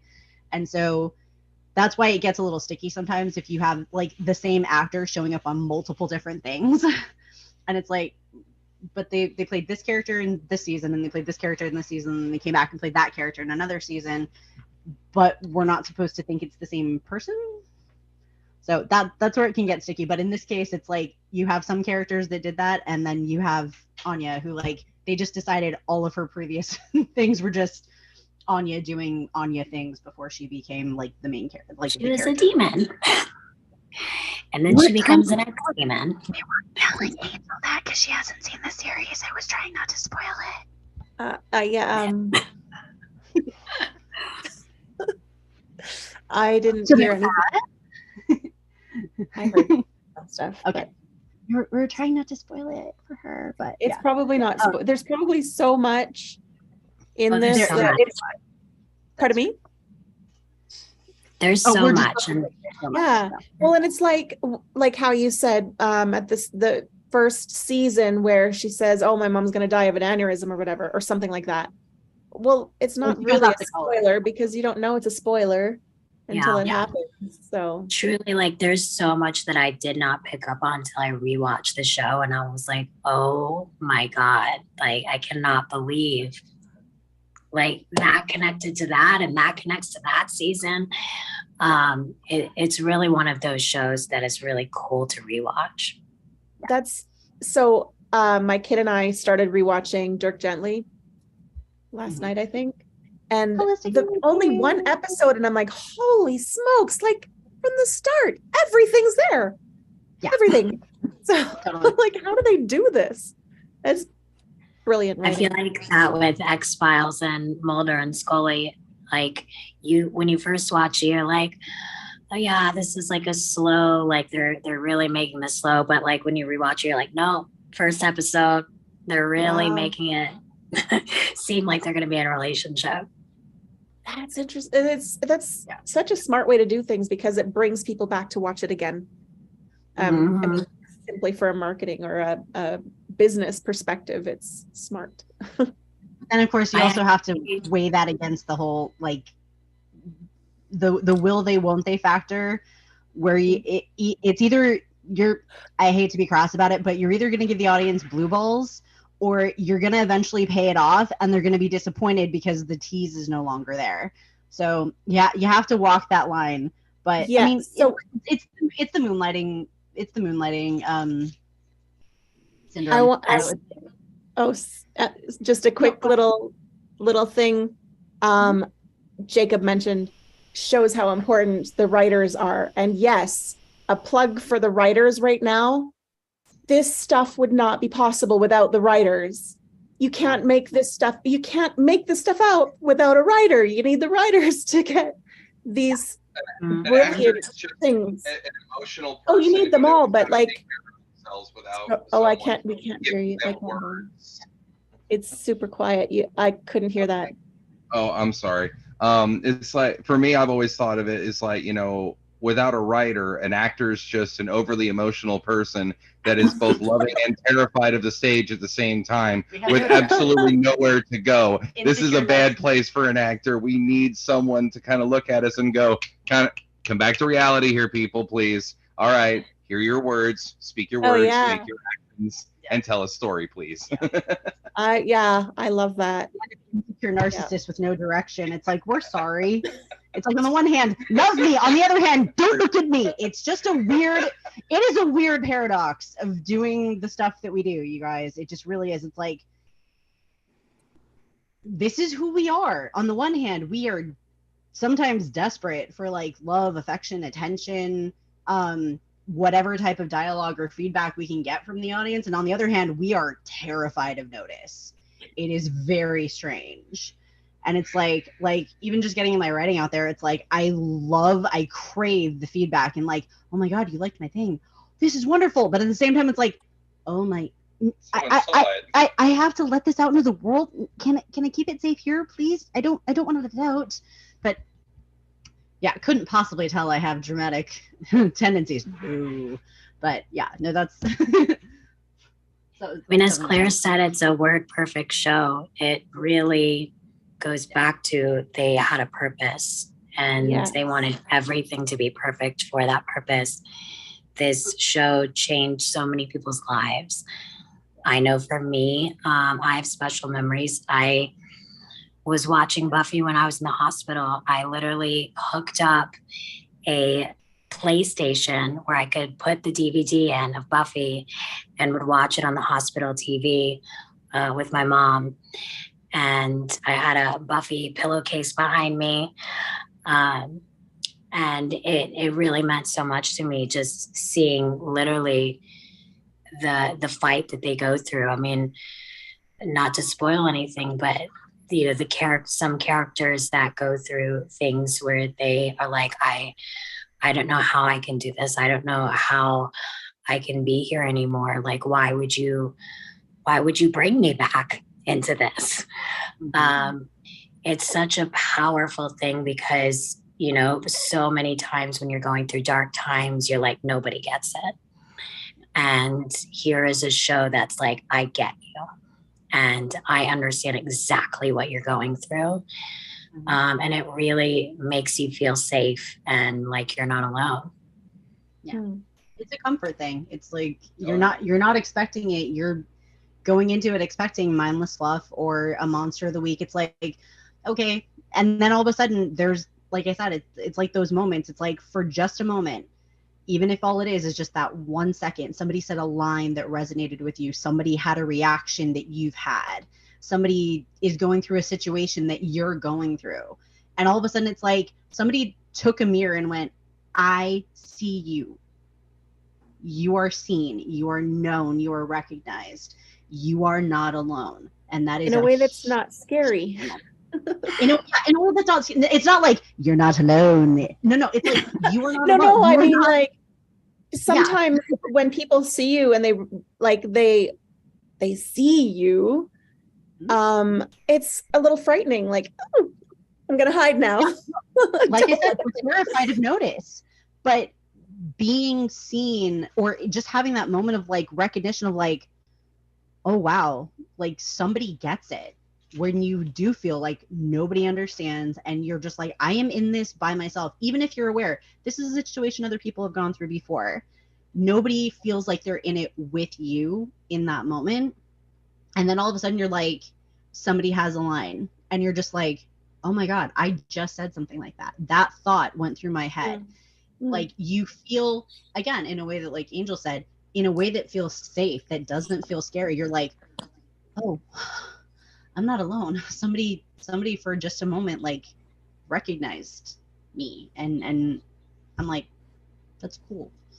So, Yeah. oh no, again. You're not alone. Even if you're alone, you're not alone. Yeah. Well, I suppose since you brought up Mulder, she has to go get the Wonder Pup for his cameo. Or is the pup? I was thinking about Xander's speech that he says in season 7 where he's talking to Dawn.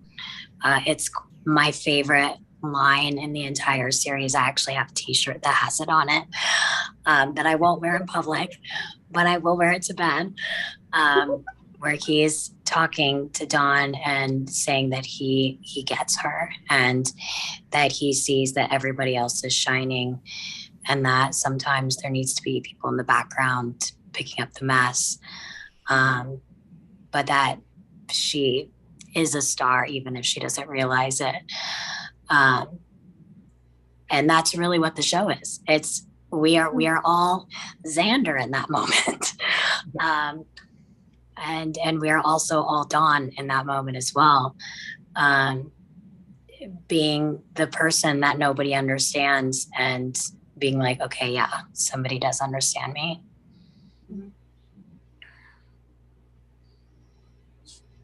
So again, yes, throwing back to the fabulous creator and then the writer who put this on the page and then the actors that came along and acted the hell out of it. All of you are cogs in this amazing machine called, somewhat insultingly sometimes, entertainment. It's definitely more an industry sometimes, I think, than anything else. But yeah, we are here to tap in to humanity. And I think in a case like this, definitely, whether you just need to go in and have a moment where you don't have to think, or have a moment where you feel something where you haven't for a while, or just have something that taps into whatever you need to feel in that moment. I think that's really special when you have somebody who's able to put that on a page, and that page gets picked up and shown to somebody, and then they take it and they get to perform it, and you witness that. And it's like, okay, so it's this long stream, it's this great little pipeline, and I'm very happy that it exists. I wish it existed for more people. It still kills me to think of, like, even going back to when we did Everything Everywhere All at Once, and it's like Ke Huy Quan got out of the industry for 2 decades because there was just nothing to his talent level, and then he gets back into it, crushes the role. Crushes the roles. I mean, it really is plural characters, and I'm so happy that he's back. But at the same time, it makes me both sad and angry to think of all those performances that we could have had in those intervening years that would have been potentially just as amazing. It's like, I mean, I'm happy sometimes that, like, this character was played by this actor, but it's like, I mean, part of me looks at, like, you know, it's like, how would Morgan Toll have played that role? How would, you know, Angel Peterson have written that scene? And I just, sometimes it almost makes me mad that it's like, I love that we get the opportunity to do this, but I'm also like, I want more. There needs to be more. It's like, I want to see all of this. I want to see, you know, the Avengers completely written by Joss Whedon and played by people, you know, this actor versus that one, and, you know, have Angel Peterson come in for, like, the final script polish, and you know, Morgan Toll there to, like, shape it up, and, like, you know, us playing random characters in the background that get to have fantastic, you know, one-liners that we just, it's, everybody's like, I want that on a shirt, and we're like, yes. You know, moments like that. Hello, I'm sorry, it booted me off for a minute there. Well, you came back, so that's good. So much as we've had a great time, we actually have to bounce. There is something we gotta do. We just I just noticed what time it is. It's getting a little late. I have sincerely loved spending time with you guys tonight, talking about an amazing show. And Dare you leave? How dare you? We love it. How dare you leave, Petra? Sorry. And again, thank you everyone for kind of squeezing me in at the last minute. I'm glad you I haven't really touched acting for probably about a year, so this was kind of nice to kind of dip my toe back in it, even for just a little bit, and enjoy myself. And then she was like, we're doing this episode, and I'm just, the unmanly noises that came out of me in that moment, I'm like, I don't care what it is, I'm there. And David, thank you for serving our the United States of America. Well, the camera is not letting it. Sorry. It's the background. There we go. Got it. Thank you. Because my mother's from the United States, and all of her siblings served in the military, and many of her relatives served in the military. So again, thank you for serving the United States of America. Thank you so much. And thank you everyone, and have a good night. Yes. And I will try and make sure he has all the information so he can hopefully come back for another one once he gets back with his Wi-Fi. So good night. Awesome. Thank you, everyone, for everything. Take care. Enjoy your place, whatever you're doing. So are we heading off and going to sleep, or are we sitting in and talking more? We can go. I just want to say thank you again to everybody. This is one of my favorite episodes on television ever. So if you have not seen it, please watch it. It's life-changing. Yeah.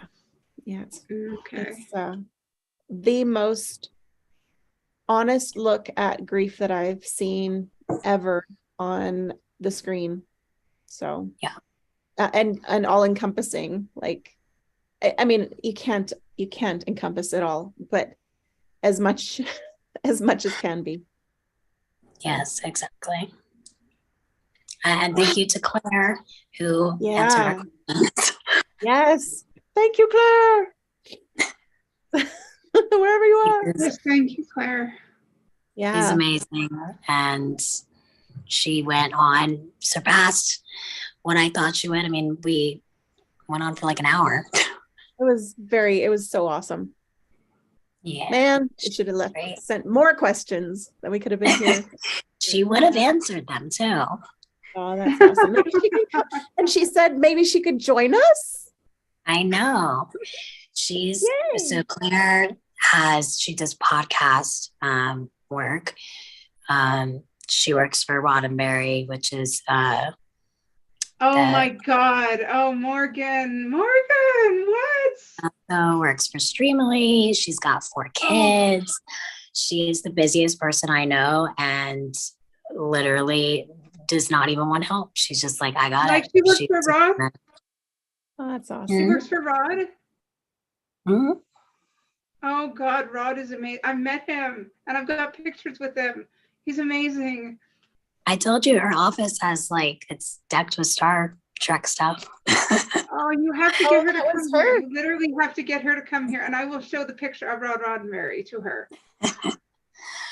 But she really appreciated doing this and the love that you guys had for her.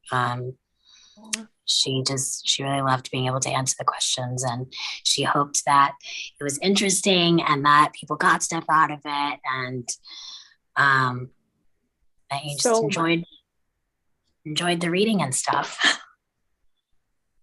Yeah, that's so good. Yes, thank her profusely for us, please. I'm sure you did, but I will.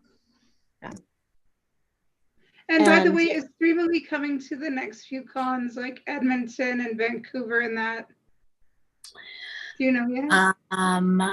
The next Canada one is, what is it called? Canada. It's GameCon Canada, something like that. Where's that? Probably Vancouver. No idea. Claire Vancouver will be there. Or Toronto. That's my guess. Claire's okay. doing it. It might be. I don't know. I don't want to say it and it be wrong. But look up GameCon Canada. Claire will be there. She's hosting the event. Cool. All right.